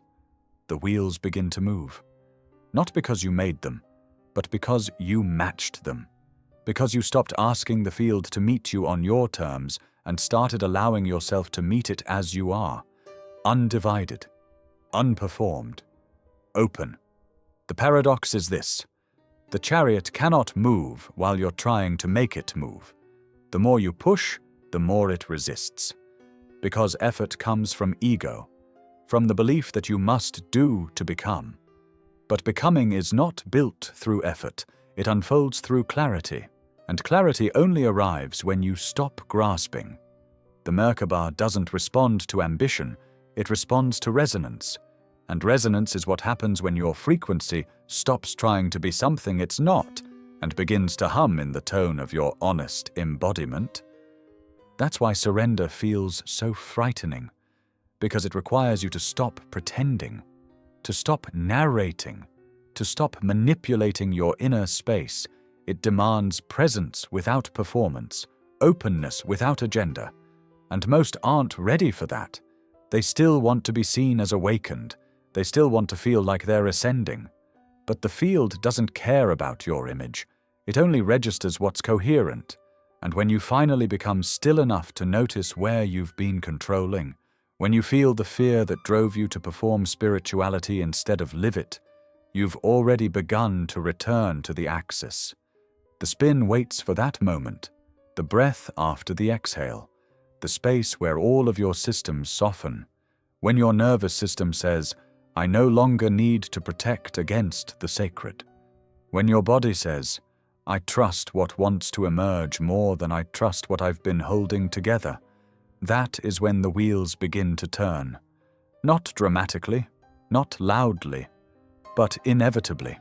Because the Merkabah doesn't appear like lightning, it unfolds like a field remembering its own structure, like you remembering that you were never supposed to drive it, only to become the space where it could arrive. Surrender doesn't mean you disappear. It means you stop resisting what you've always been. The light body is not another identity to wear. It's a geometry that forms when you stop fragmenting yourself. The throne is not something you're granted. It's something you become still enough to feel beneath you. The chariot is not summoned. It is revealed by resonance. And resonance begins where resistance ends. So stop spinning, stop chasing, stop proving, breathe, open, allow the collapse of every false effort. And in the silence that follows, you will feel it, the gentle hum of alignment, the sacred pulse of return. And then, quietly, inevitably, the spin will begin. There comes a moment when the Merkabah stops being a structure you try to understand and starts becoming the voice you speak from. Not a voice in words, but in presence. A tone, a frequency, a signature of truth that radiates from your field without needing explanation. The chariot doesn't just carry you, it begins to speak through you. You stop describing light and start embodying it. You stop teaching from intellect and start transmitting from coherence. And this is when everything changes, not because you've arrived somewhere new, but because you've become so aligned that your very being becomes a portal. People feel something in your silence. Rooms shift when you enter them, not because of what you know, but because of who you've allowed yourself to become. The Merkabah was never meant to be a vehicle of escape. It was meant to be a voice of remembrance, a way for divine order to express itself through the body of a human who has come home to themselves. And when it stabilizes, when the spin is clean, when the throne is seated and the breath is full, you no longer need to speak about awakening. You are the vibration of it. The chariot hums beneath your words. Your gaze becomes a transmission. Your presence becomes architecture. And suddenly, you're not trying to communicate truth, you're radiating it. Not concept, not belief, resonance. This is what the ancient ones knew but rarely spoke of. Why the deepest initiates became quiet. Why the elders said little, but their presence restructured the space around them. Because when the Merkabah becomes the voice, you no longer seek to convince, you no longer argue or explain. You simply live as the evidence of what coherence makes possible. And in that living, the geometry speaks louder than any language. It enters the nervous systems of others not as doctrine, but as invitation. It whispers through your being there is another way. Not upward, not outward, inward. And that whisper is heard by those whose fields are ready, even if their minds are not. You don't choose when the Merkabah becomes the voice.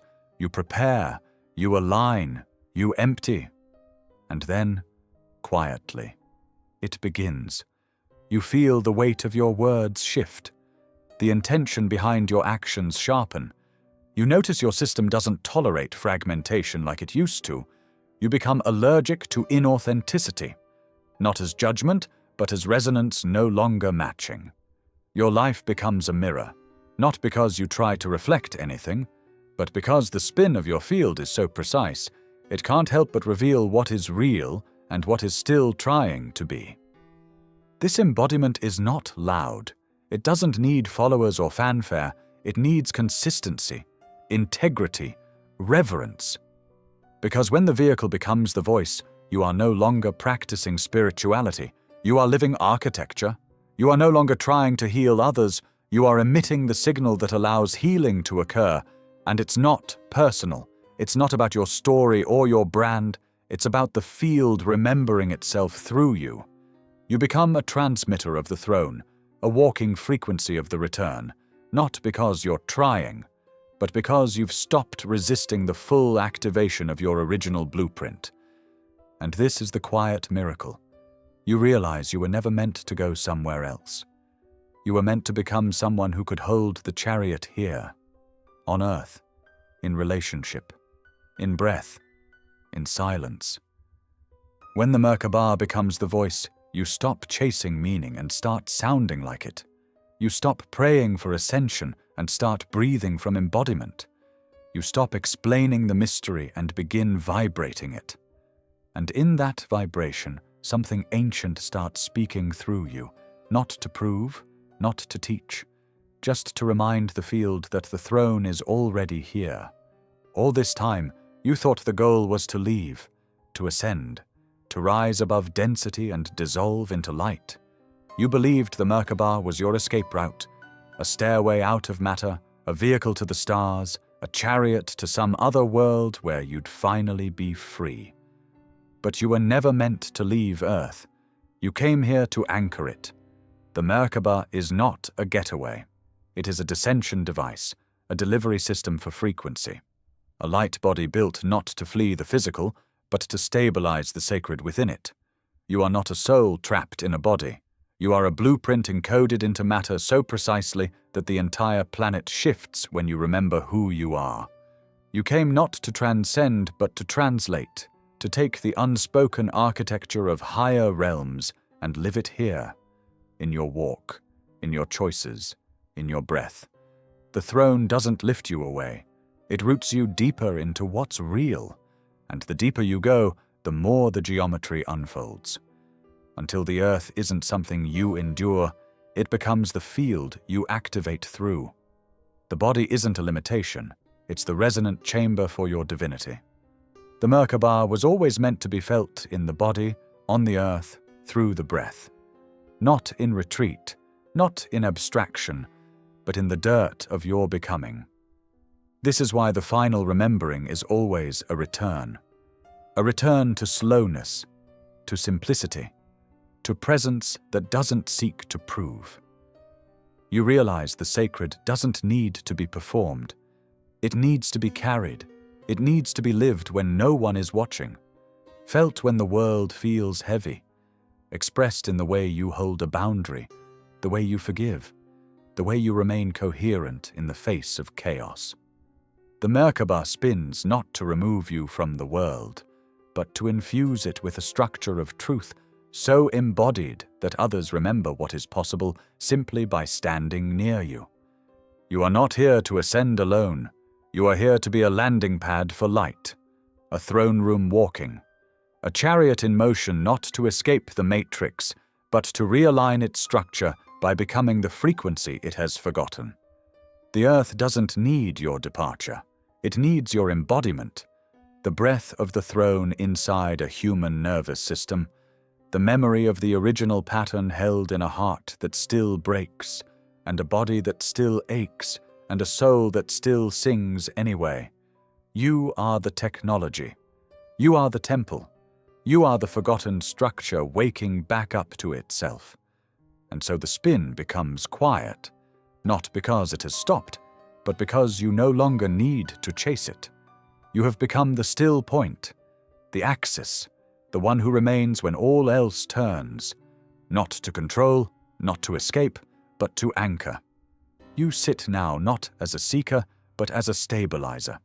The Merkabah doesn't carry you away.